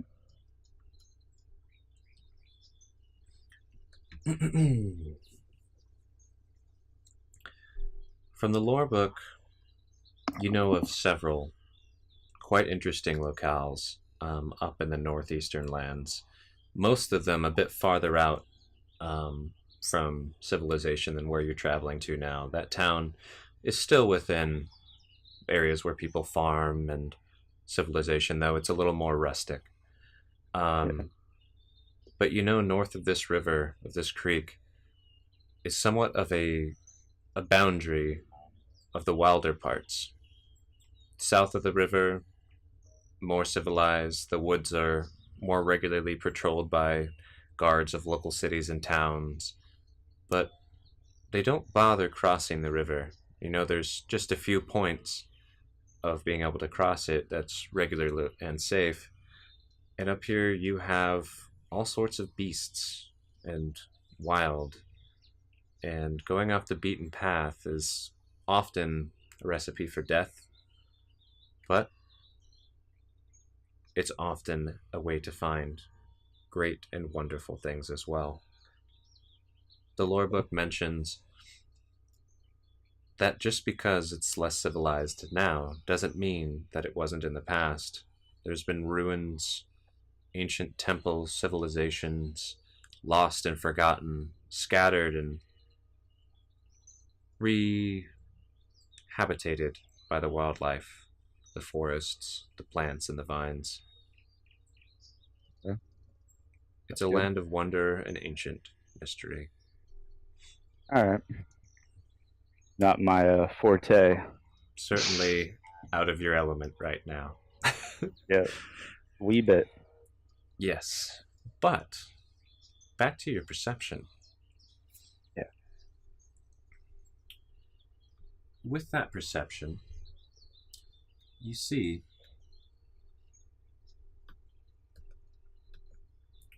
walking quietly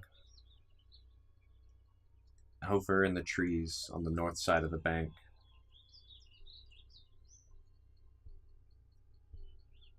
two dog-like figures, but a bit larger than most dogs. I'm sure in her travels, she probably ran into wolves and coyotes like that. These Or are seen them at least. these are either really big coyotes or wolves. either way, not something I want to deal with. How do you proceed? Here. I'm actually gonna cast a spell. Okay. Real quick. And so with that, did I just basically tell you like what I'm thinking about doing, and then you do one of those words? Oh no, that was the wrong spell. Yeah, with this spell, it's kind of like a way I to. totally clicked the wrong spell. It's fine. Click the other one if you'd like. Yeah. There we go. I'll roll 20. It's been really interesting today. I'll watch somebody roll a type of check, and then it's empty. Yeah, and and then it pops itself up. in slowly. Yeah, it's like, here you go. Trying to roll augury.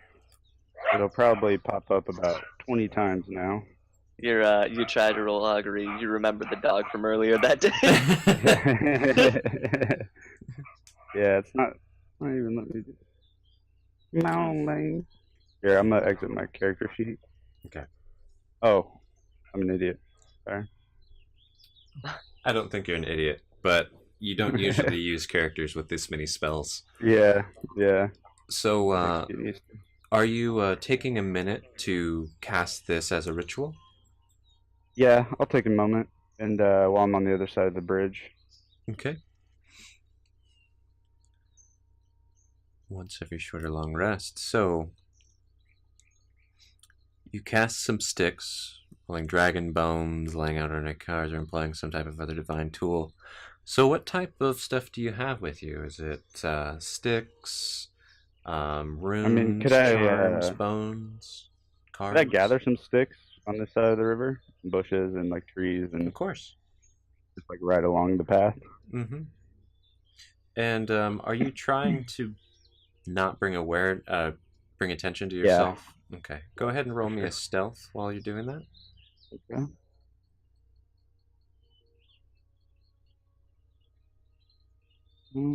So. Okay. And yeah, you definitely, you've gathered this stuff before, so. Yeah.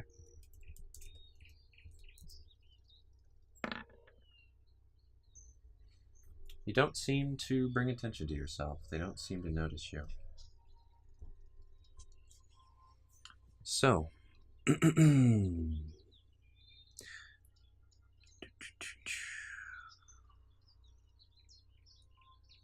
And basically what I was thinking about doing is trying to stealthily get around them up this way and then come back to the path at some point. Okay. Not too far, just kind of.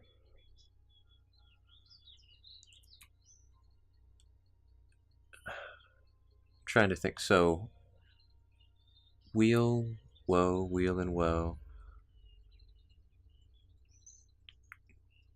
Basically, is it like a good idea? Yeah, that's what I'm trying to figure out. Is it just like a sign that equals wheel? Is what? Okay. I think you just say wheel, woe. Mm-hmm. Not sure. Gotcha.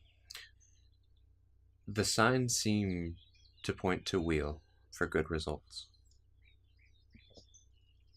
And good idea. Continuing to stealth, you can go ahead and proceed. Yeah, I'll slowly and cautiously try to avoid these big dogs.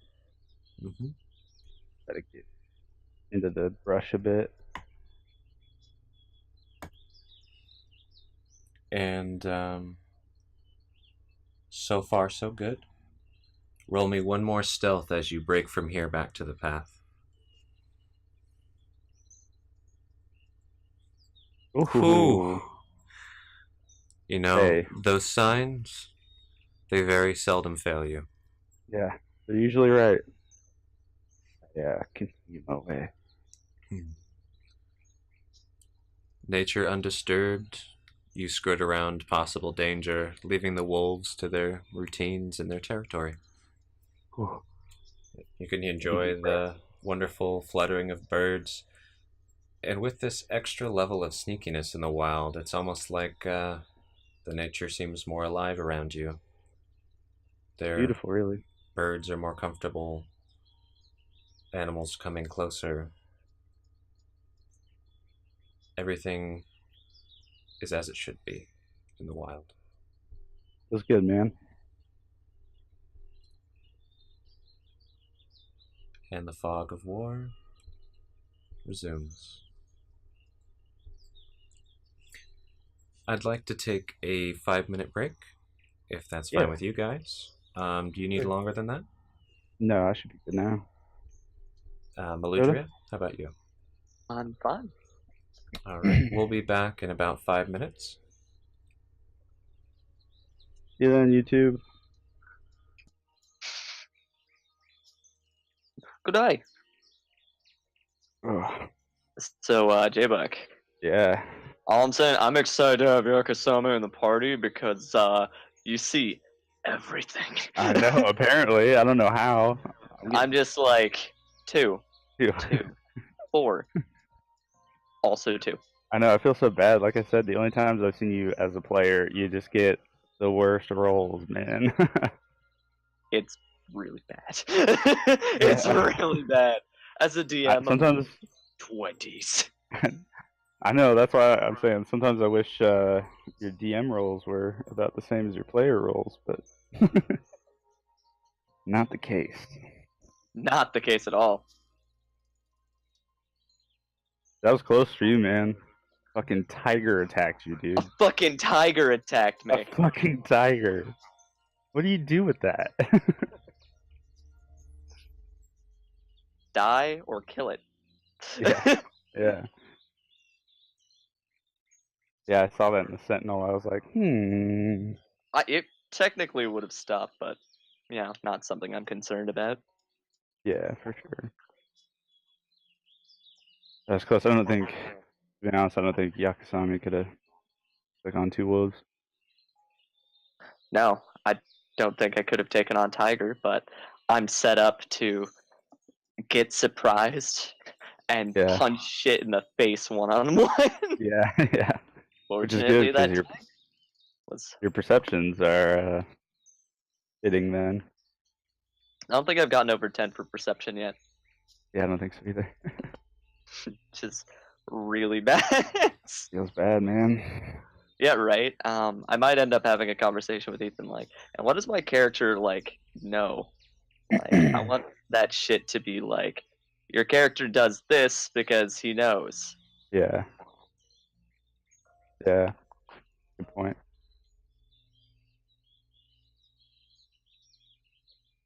I'm really enjoying it so far, though, myself.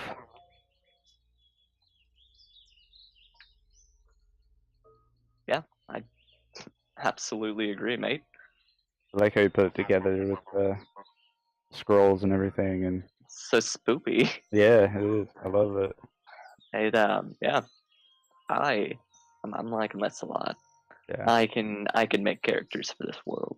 I know, that's what I'm saying. Like, I wouldn't mind building a few characters for this. Yeah. And you know, the cool thing about it is like can cherish each one. Yeah. Yeah. Try Eh? to. I feel like if I made like too many characters per campaign, at some point I would just stop caring and be like, Well, yeah, no, Right, of characters course, out there. of course. But I assume that it's going to be shorter character, like longer character lives every time we get into it. It's like Dark Yeah. Souls. You play and you're like, the fuck. But Yeah. then you make a character and you're like, well, you're already dead. Hopefully not. I mean, it'd be cool to survive. No, I mean a our long characters time. are like, you're already dead. Oh yeah, yeah.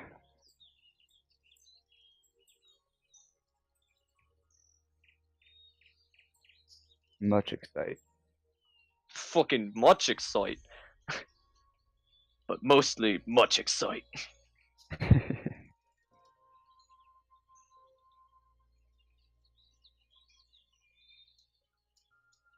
Such excitement. Much sight. Wow. Wow. Oh, good fight. GG.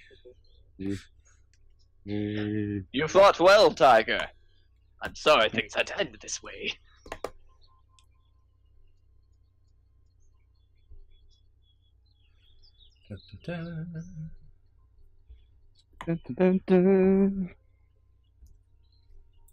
Just setting up the next scene here.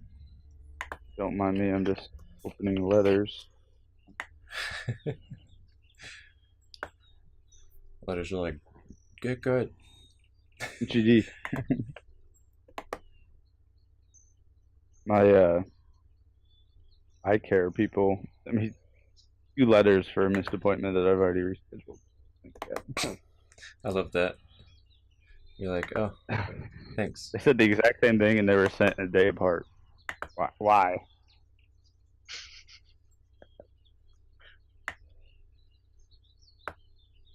So stealthy. What a stealthy. Yeah, that Roll was me a a good perception. roll right there. Katsou. Fuck. 7. Shit. Exactly. Oh my.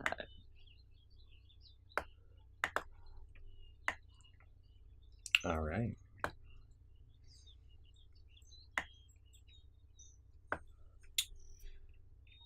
So, are you guys ready? Yeah. That dog just kept you up all night last night. Dude, I'm pretty tired, but This is bullshit. It's still going. Let me lift the veil here. So excited. For all of Roll20's quirks, it is a very fun and useful tool, I gotta say. for sure. All I'm Especially saying, since they upgraded it. Oh yeah. this is some tall grass. You could wipe all kinds of shit off on that grass. Exactly. Perfect. So after that encounter, you guys both make quite a lot of progress. But as per I have been doing, I'd like you both to roll me a survival check. Absolutely. Not bad, not bad. And a survival on my end. Yakusame is still riding that high of that good day yesterday she had. Whew. Nice. All right, yeah. You guys make really good time that day. So good, you almost basically skipped an encounter, both of you. Good job. Now, I'd like each of you to roll me a general 1d20. Not a specific 1d20? 10. Let's call it a fate d20. 10. Generally speaking. Okay. Katsou, you have a 10. I have a 10. Yakusame has a 4. Now, damn it.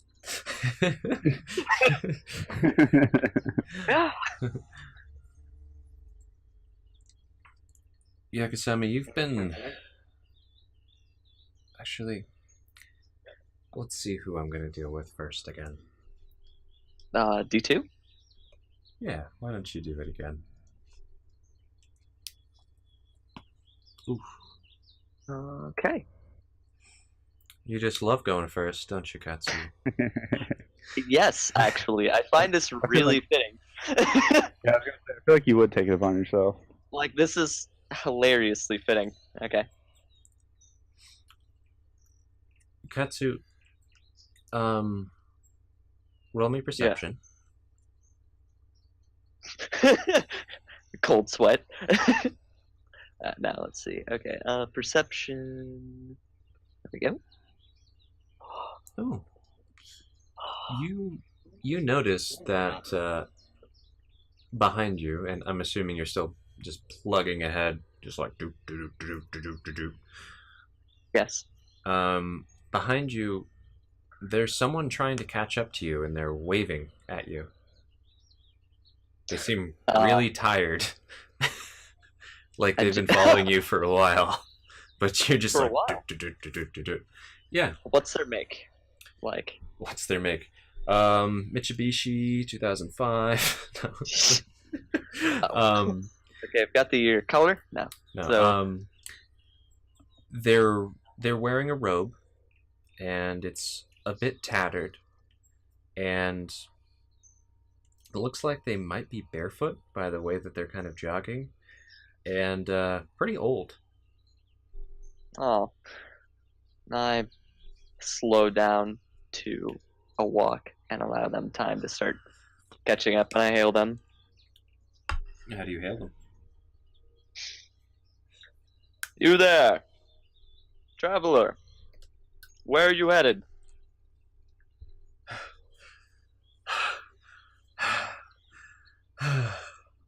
I'm still walking. Yeah, bit, by the way. he's like catching his breath. It's an old man, completely silver white hair, and he's Holy just like, shit. oh, you're quite quick. Oh, I haven't had cause to run like that. I don't even remember when. I raise an eyebrow. What business have you with me? Aren't you missing something? And go ahead and roll investigation. What the fuck? Rolling an investigation. Let's see. Boop. Missing something? He's No. full of shit. Like, what the fuck could you be missing on this journey? There's nothing. Yeah, I'm like, so here's the immediate reaction. Sword, Yumi pack. What are you talking about, old man? Wait, what did you say? You said sword? I just like pat like sword on my back, sword on my hip, Yumi pack on my back. And then like, the fuck am I missing? Just a quick pat down like wallet, phone, keys. He looks I'm good. He looks, he's walking with you at the slow pace, still catching his breath. And he looks genuinely disappointed with your angst and naive attitude. You can see it on his face, he's not hiding it. It is not always the blade that's important. And from his feeble hands, he lifts up a sword hilt, a broken one. And you know this sword hilt. My eyes widen. And he holds it up for you to take. It's your old master's sword hilt. I nod my head to him. You have my deepest appreciation. You dropped Forgive this me for my rudeness. on the road. And I'm actually gonna stop walking and like basically hand on the old man's shoulder like, fuck, I'm sorry, man. What do you say exactly? I say, I apologize for not recognizing you've been tailing me this whole time. I would have stopped if I had noticed you sooner. Which is only a partial truth. Yeah. He nods his head, looks kind of solemn. Is there something on your mind? He looks you in the eyes with a very intense look. He doesn't say anything. What is it? The same solemn look. And he bows his head. And, Come. Town isn't too far. I can pay for your inn. You must have been traveling for some time. And I'm going to try and brace the old man. And, like, We can talk when you catch your breath and have a meal.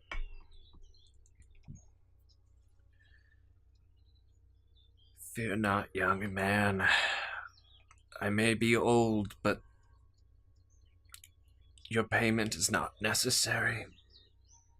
I just could not bear to see such a beloved object lost in the earth, never to be found again. It's not out of necessity that I would pay for you. It's out of appreciation. I owe you for returning this to me. You have my thanks.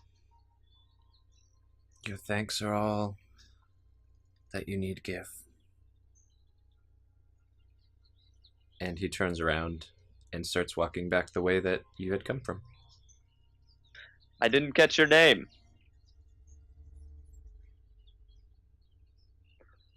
Nor I yours. Katsou. Katsou Agatamore. And you? Let me roll something.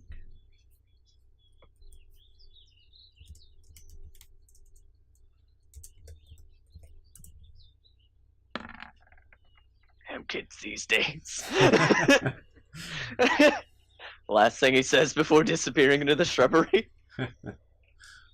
So.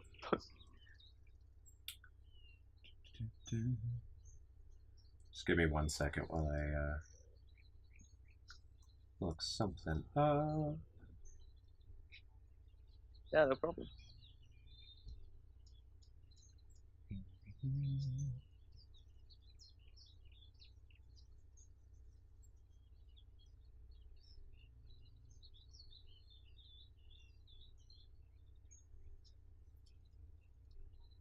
Sorry about that. I thought that I wrote something down in one place, and it's in a different place.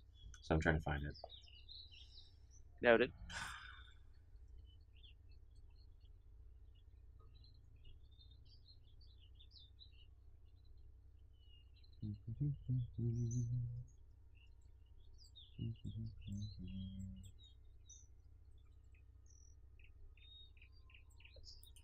There we go. People call me the begetter. The begetter. And shall I be one of the people who goes and shall I too use that name? Call me what you wish. My title matters not. Rather, the impact left on this world is all that matters to me. Those are wise words. Thank you again. Another solemn look, and one last head nod as he turns back around and slowly shuffles barefoot in his tattered robes back down the road. All right.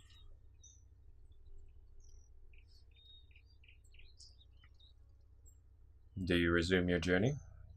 Yes. I'll nod to him. Even if he couldn't necessarily see it at the time. And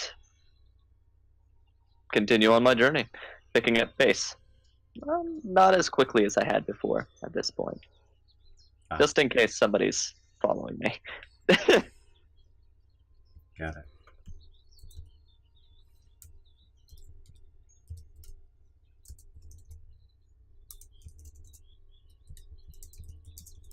Just writing some notes real quick.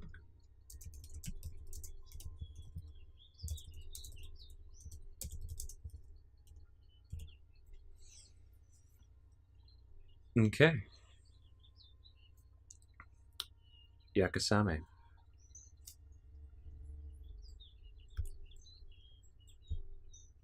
Are you there? Yeah, sorry. Okay. Oh, no, you're fine. Just wanted to make sure you could hear me before I switched back over to you. Yeah. So,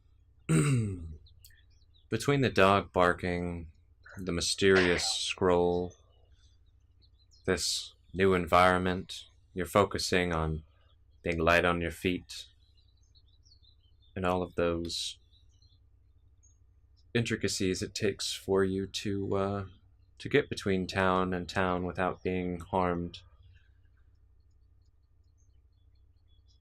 Roll me an investigation. Investigate. Nice.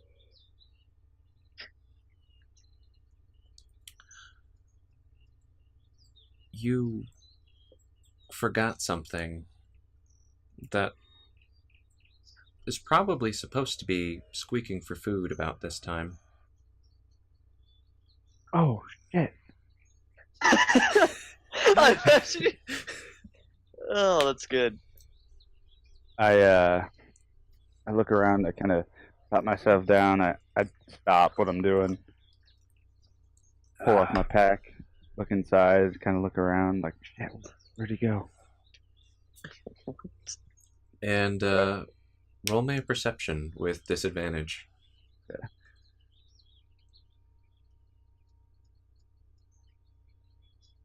Okay.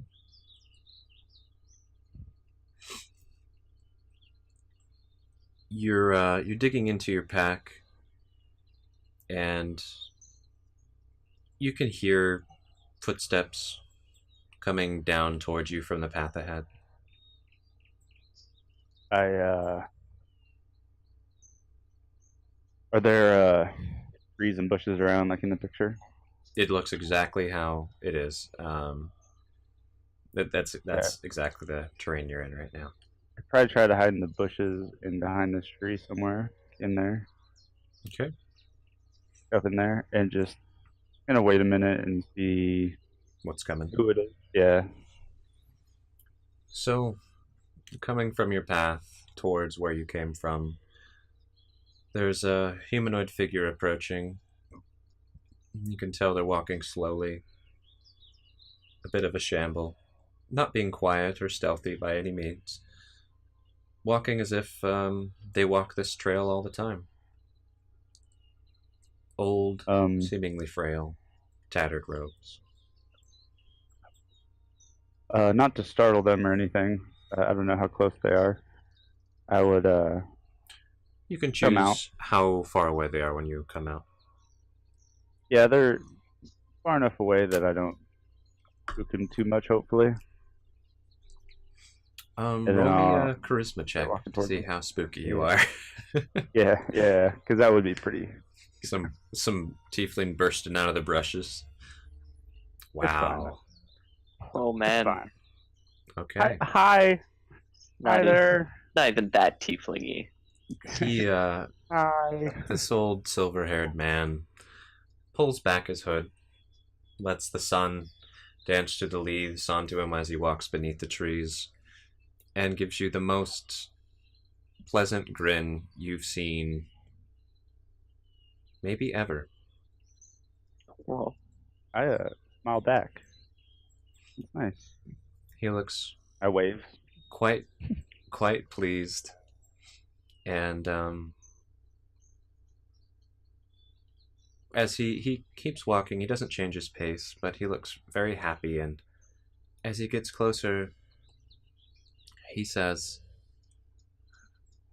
"Are you looking for a friend, young lady?" I am. I lost my little buddy, actually. I forgot him. You know that.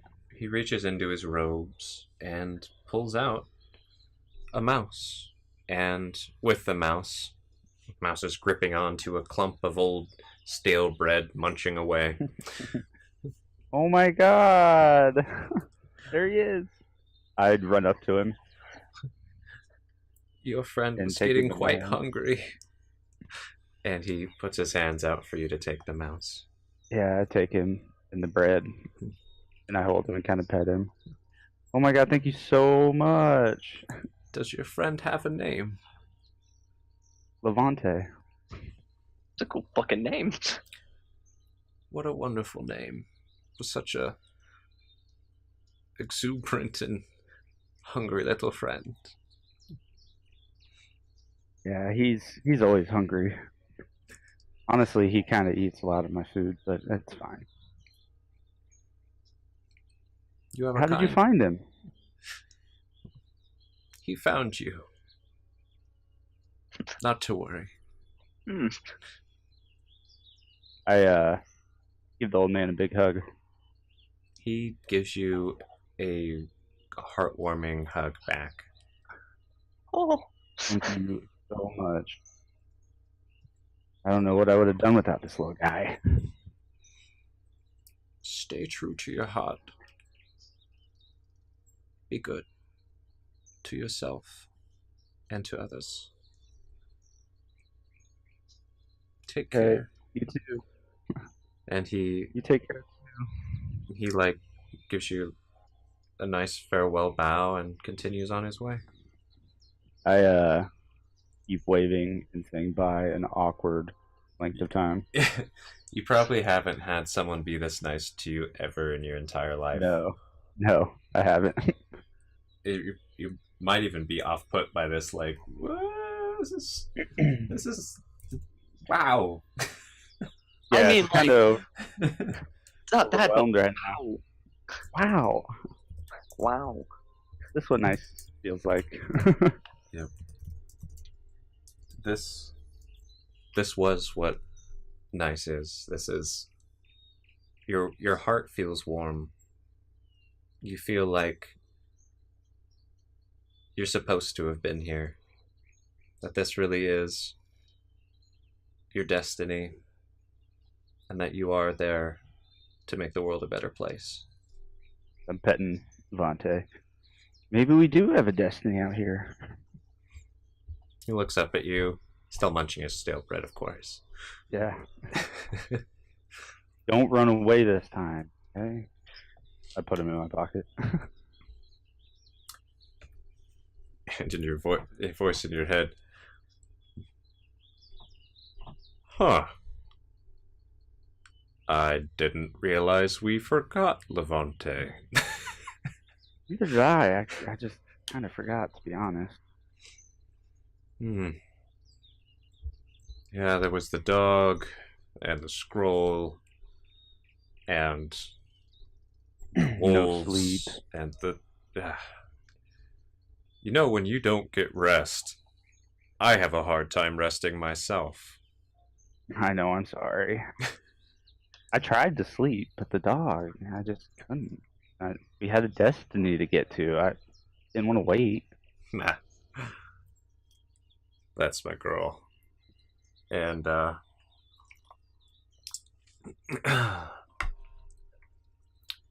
old man now wandered off into... out of sight. As I breathe in tea. And now I sound like a truly old man. Holy shit. Even though he's gone, I still wave where I think he went. Smiling. It's still going. Yeah. You get all of the waves that I was gonna give people, jokingly, for the next 5 years. Yep. You deserve them. Yeah. I like old people. It's interesting. My character's like, fuck old people. Yep. All right. Well, that was interesting. Well, by the way, I totally forgot to think of a name for that mouse. I know, that's why I had to do it on the fly. I like Levante. Yeah. That's an awesome name. Yeah. To the blackness. Make sure you update that in your character sheet so we don't forget it. Yeah, for sure. He's gonna go under treasures. Aw.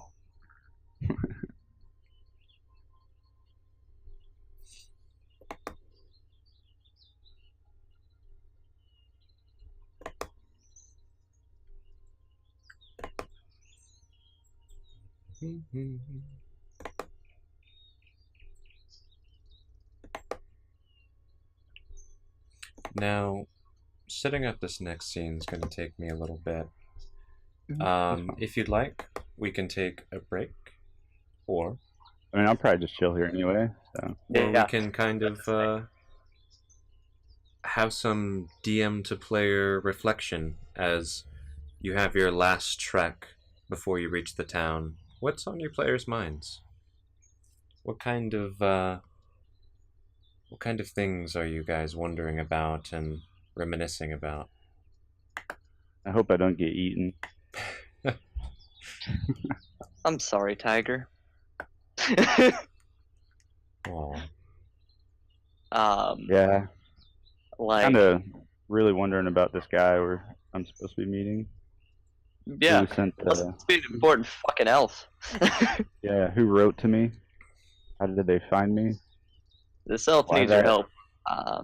Characters like, hopefully it has to do with the blade. Still wondering why Because the apparently dog smiled at me. my perception can't do much else. Tiger comes up, I'm like, bap, bap, bap. It's like, but you didn't even notice me. You would have died out here, like, your survival would have killed you without me. I'm like, but I can swing a sword. Roll me an The athletics. character's probably still thinking about sleep. Yeah, my, thus far, super interesting. So much intrigue. I know, right? Why can't I hold all this intrigue? Is where I'm at. Still hoping that dog with the face finds its owner. Yeah, that was really interesting. You like, it's a dog with a face. I'm like, the fuck? Why'd that become? I know. Like, I imagine Gatsu just has brief moments of like, maybe this wasn't the right place to go. Maybe this wasn't the right continent to sail to. Yakusame is like the exact opposite. Like, this is exactly where I was supposed to go. this is This is awesome. This is purpose. a great trip. Yeah, she had a great day in the city. Goes on this journey, avoids some wolves. You know, she likes exploring, so this is fun. And this old guy, the first time someone's been nice to her, like ever, brings her mouse friend out of nowhere. Literally out of nowhere, just melts into the scene. I know, yeah. Why, hello. Hi. Yeah. For Katsuo, he's like, ever since I've come to these lands, I've been nothing more than a hired sword. All these peasants seem too goddamn complacent to join my potential legion. I haven't swayed anyone. My serfs have left me. I've made a living, but that's hardly what I'm here to do. Well, I still have everything about me. I'll just keep moving forward. It's like, here's the possibility. I'm like, yes. What took you so long? Fuck. And heading out, I'm like, all right, this is gonna be a good quest. I'm like, I just have to follow this road. Falls Road. Like, fuck, was that the right road? Thinks about it. Okay, this was probably the right road. Things are looking pretty. Oh Jesus Christ! I'm being mauled by a tiger. Fuck, I knew it. I haven't even crossed the river yet. I immediately like, proceed. As a player, it's. I'm so glad we're having this one shot because I'm like, first forgot about the great weapon fighting feat, and then I forgot about great weapon mastery, and then I forgot like, I barely got your permission to use offensive duelist properly, and then from there, I missed Sentinel 3 times in one encounter. Yeah, new characters are rough, man. Yep, that's why we have 0 sessions. He's built 100% on like, you need to know how it staggers. Yep. Like he's a combo breaker, and if you mess up any of the staggering, this character melts like butter. Yeah. Like, At least right now. Oh no, I mean, he's not gonna be the like tankiest character in the world. He's very like controls the flow of battle and mitigates damage, as opposed to like takes it to the face like Bellini. Yeah. Bellini gets punched to the face. She's like, hit me harder. Gatsu gets punched in the face and is like, I'll hit you harder. But seriously, don't hit me too many more times like that. That fucking hurt. Yakusame gets hit in the face and she cries. Why? Why? I'm just thinking as a player, like, Character dropped his fucking sword. He'll like, God damn it! Killed a sacred beast. God damn it! I'm just wondering how Yakusame, like, what she thinks the destiny is, what it's gonna entail. Mm-hmm. I think it's just like fetch quests. Yeah, we get there. It's just like 5-minute fetch quest. Oh, you heard my pleas. Yes, I read your mind, and well, I figured this was the only way I could get you to go to the next town over to fetch my sandals. I placed an order, but my son, he's away right now on business. Like, of course I'll deliver a letter to save the world. That's nothing. I would love to. Now, I don't know if what I'm trying to do is going to work, but I'm going to try it. I believe it will work. And since I said that, it will. That's a how pretty things work, interesting mindset. Yeah. I spoke it into existence. Yeah. I mean, technically quantum physics, mate. Yeah, exactly. There you go. That's some potent shit you're dealing with right now. Hope you're ready. I'm not. Well, fortunately, life is usually a learning curve. I have a question, Dakota, you might be able to help me with. Is there a way to make, like, drawn lines have light? Or, like, drawn objects have light coming from them? Or is it only, like, pictures? I've only ever done it for pictures. Yeah. Unfortunately, I can't answer your question adequately. Gotcha. Can you ask that as if I couldn't help you? Oh, man, I'm sorry. Jbuck, can you tell me how to do it, please? I'm sorry I didn't ask you first. As Jbuck's like, yeah. Go here, and you do this, and it works.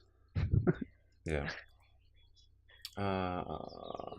You like give us a process, and like the process is to delete the operating system. Like, oh the fuck. Great, gotta re-download Windows 10. Awesome. Okay. Hermione's so alarmed about something, whatever that something may be. Probably saw a dog with a face. Like, oh, yeah. Does that dog have a better face than me? Yakusame, the dog returns. Return of the dog. That's session name, canon. When you said the dog smiled, it was creepy, but I was like, yeah, dogs can sometimes kind of smile. But then you said it didn't have a snout, and I was like, oh my god. Yeah, I imagine Yakusame like smiles back and then like, oh, face. What the fuck? Hold on 1 second. Marty, shut the fuck up.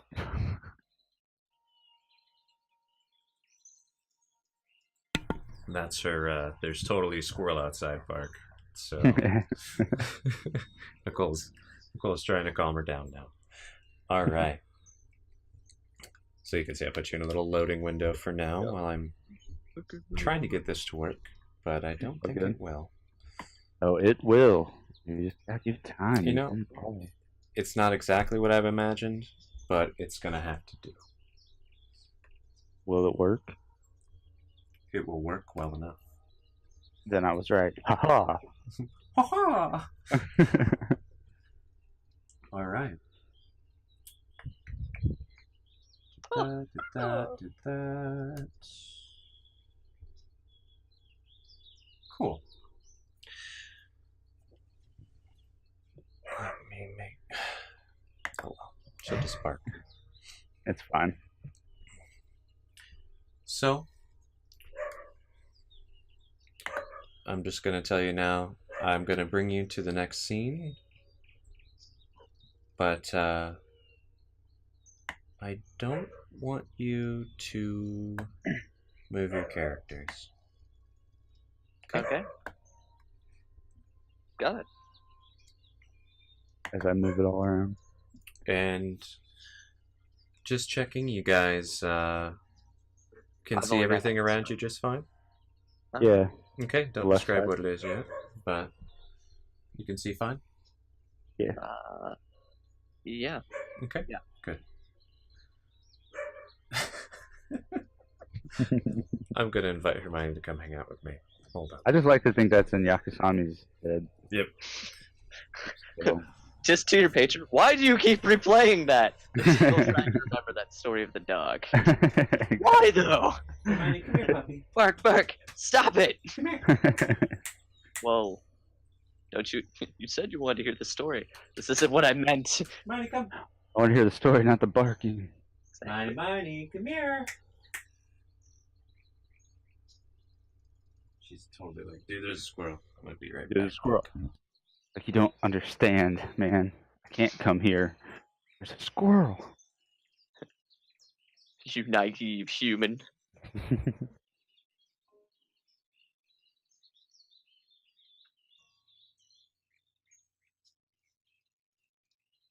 I do like how Ethan set it up where he split the map in two. I think, That's super neat. yeah, that way we don't have to change loading screens every time. Yeah, right. Between you and me. Fucking right. Yeah, I'm like, hold on. Loading. Yeah. So, after a few days' journey, relatively calm besides the couple obstacles and encounters you had along the way, Yes. you find yourselves at the location that you were supposed to be getting to. Ooh. And let me make sure this sounds good.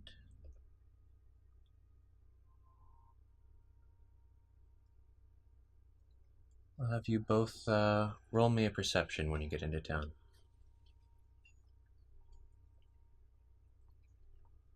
Roll me a perception. Got it. Wow. Tommy's Yakusame on point is today. on fire. Yeah. Luckily, it's the zero session where I don't need it. Yeah, unless you know there's a fucking tiger. Yeah, that's true. I Okay, told you not to move, Katsu. I'm sorry. I tried to. It's like, I can't not. I also can't scroll down. Roll 20 seems to be a little bit. Oh, you both moved. I just clicked on it and it moved it. Yeah. Shift click Let me- click. Let me try opening my character sheet again. That's fine. Well, feel free to refresh Roll20, on a Saturday every once in a while. You have to do that. Okay, there we go. Sorry that took so long. Cool. Not bad, Katsu. Not bad Yeah. at all. So, I'll start with Katsu. You come to this town. Yes. You, being the Ronin and confident, kind of boisterous young adult man that you are, walks confidently through the streets, scanning, looking for this high elf that you're supposed to be finding. Mhm. It's your average kind of poorer town out in the outskirts you'd run into. They have their farms, their livelihoods. You hear people shoeing horses. You see people trading things in the street, chickens for bread, things of that nature. Yakusame, you notice all of those things, but like you usually do in a new town, you don't head straight down the middle on the beaten path. You're keeping to the side trails, checking out from the perimeter, looking for your target without trying to be seen by everyone else. Low profile. Exactly. And, like you were hoping for, you see him.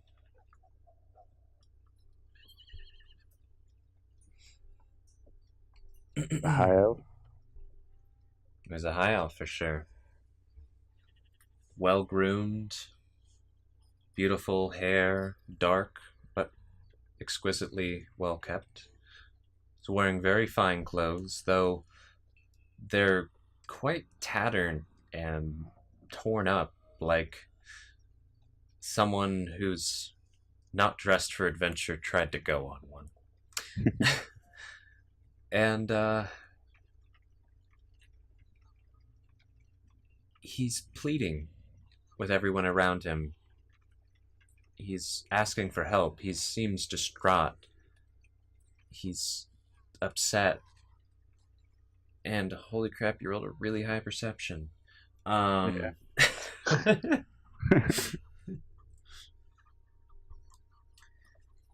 Katsou, you hear what might be a high elf. You hear that kind of thinks they're better than other people, bit of spin on common, a bit pretentious in the way that he's asking for help. But you're having a hard time seeing him through all of the crowd moving between you two.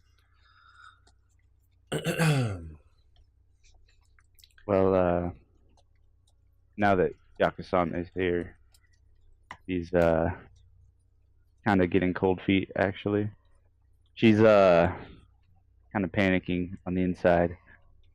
What do I do? Do I just walk up to him? What do I tell him? That Roll told me to come help him. What? I just walk up?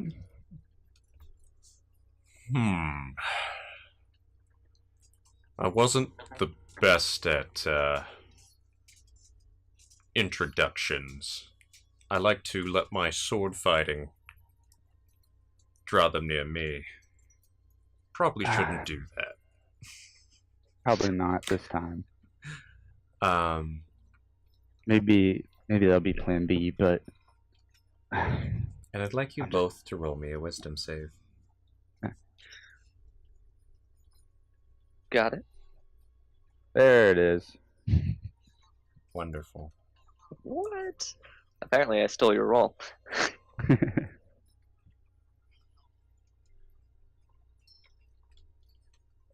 Yeah, she's kind of getting cold feet, actually. She's kind of panicking. She's nervous. Yakusame? Yeah. The world goes black. Oh, shit.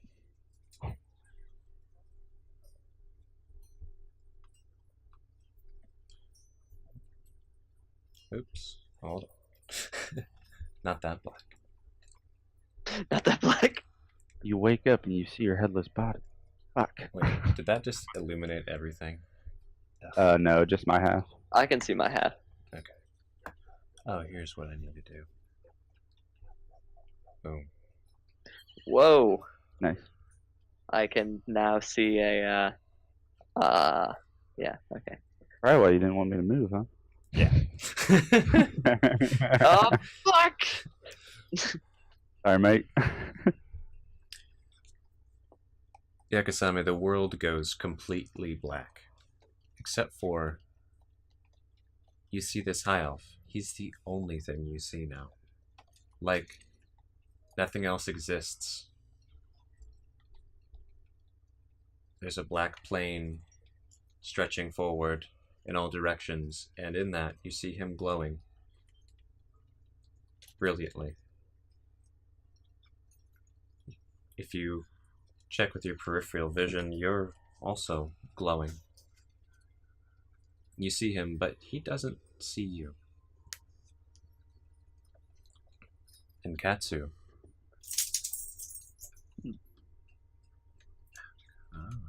Let's see what this does. Excuse me? Oh, okay. I see a cheeky looking motherfucker up there. I also see Yakusame. Yes. Yeah, I see you too. It'll work. You all do we all see each other? see each other. When you look around, now, Yakusame, all you see is blackness and these two others. Katsou, the world around you is blurred, but it's not completely black if you try and remember your surroundings. Let me adjust that.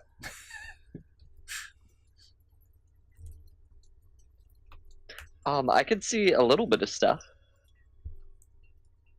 Is that better for you? If you've made a change recently, I don't think it changed anything on my end. Let me try this one. Oh, there we go. Okay, yeah, now I can see quite a bit more. Yeah, you can see a bit more. But it should be still somewhat dim, right? Yes, I can, to give you, I can see out to, like, here. Got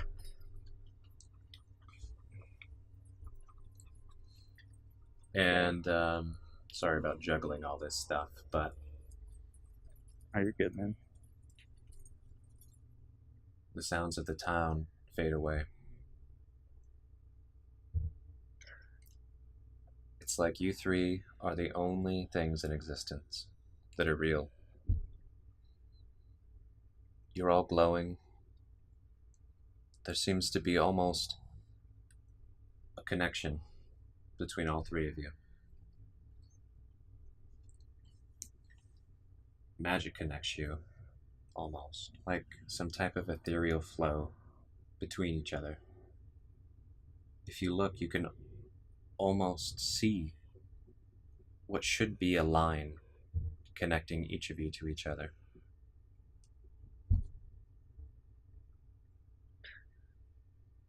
Can I follow this line? You think about it, but it's almost like time has stopped.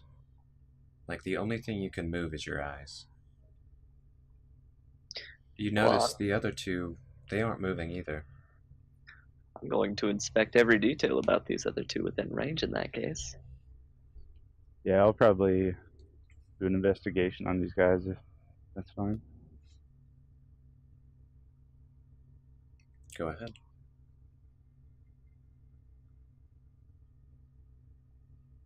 Perfect. Perfect. Nice. I'm just like, these two. Yeah. This is my purpose. And as you think about wanting to get closer, to whom are you drawn more closely to? This tiefling or this high elf? Well, it'd be the high elf. And Yakusame, how are you feeling? You were not sure what to do next. She was already feeling a little overwhelmed. Now she's just kind of a little scared, honestly. She's not really sure what to do. Kind of panicking. All you see before She doesn't want to you move. are the two. Oh, so is she visibly panicking? She can only move her eyes, right? She's not physically panicking. Okay. It's like you three are frozen, but your eyes can move. Cool. Or at least you think your eyes can move. You can change the direction you're looking. I would be looking at the high elf. Okay. I mean, mostly. Mm-hmm. While your intentions come to mind, you feel your body starting to loosen. You feel the world slowly coming back.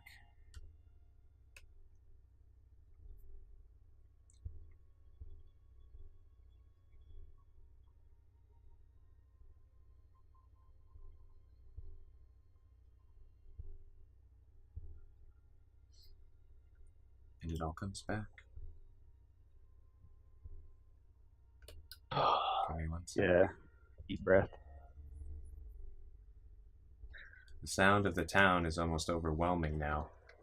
Suddenly junting into your heads after that silence you guys had. And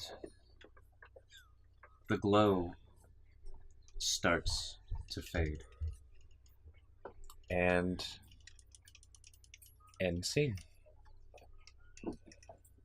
I'm just gonna kind of act like nothing happened for a minute. Kind of looking down.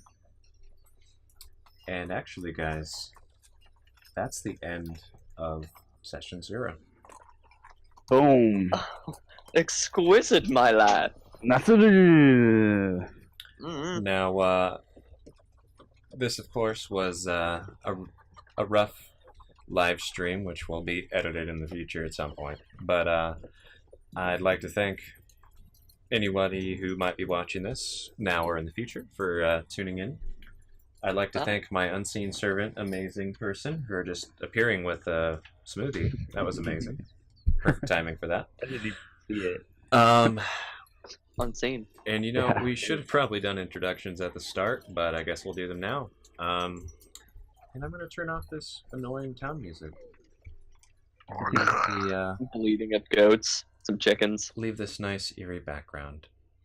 So yeah, I'm Gatts Righteous. I'm the game master for the Bane of the Ancients Dungeons and Dragons 5e homebrew campaign. This is one of very many sessions to come. We'll be doing these weekly on Saturdays, typically 7 p.m. Pacific. You can find me on Facebook, Twitter, YouTube, Twitch, etc. At Gatts Righteous.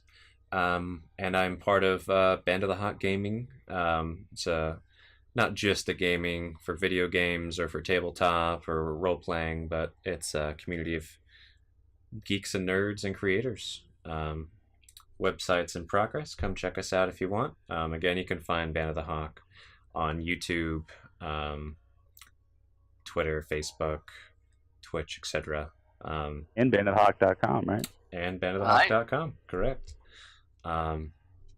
Let's pan off to you, Jbuck. Yeah, most people call me Jbuck. I'll be playing Yakusame in this edition. Social media, don't have that.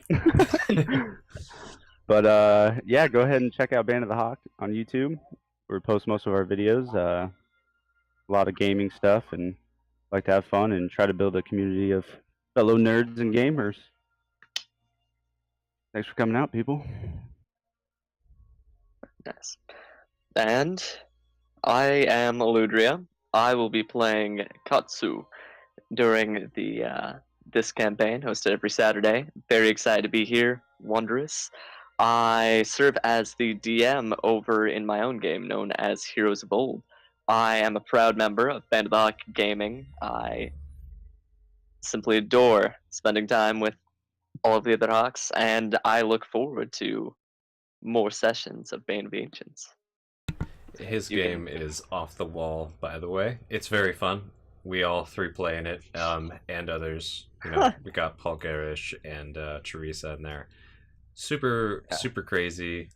Lots of really long, rough live streams that need to be edited. But if if you like some off the wall stuff and some homebrew, check it out. Need something to binge watch while you're doing other things? There's a podcast type thing.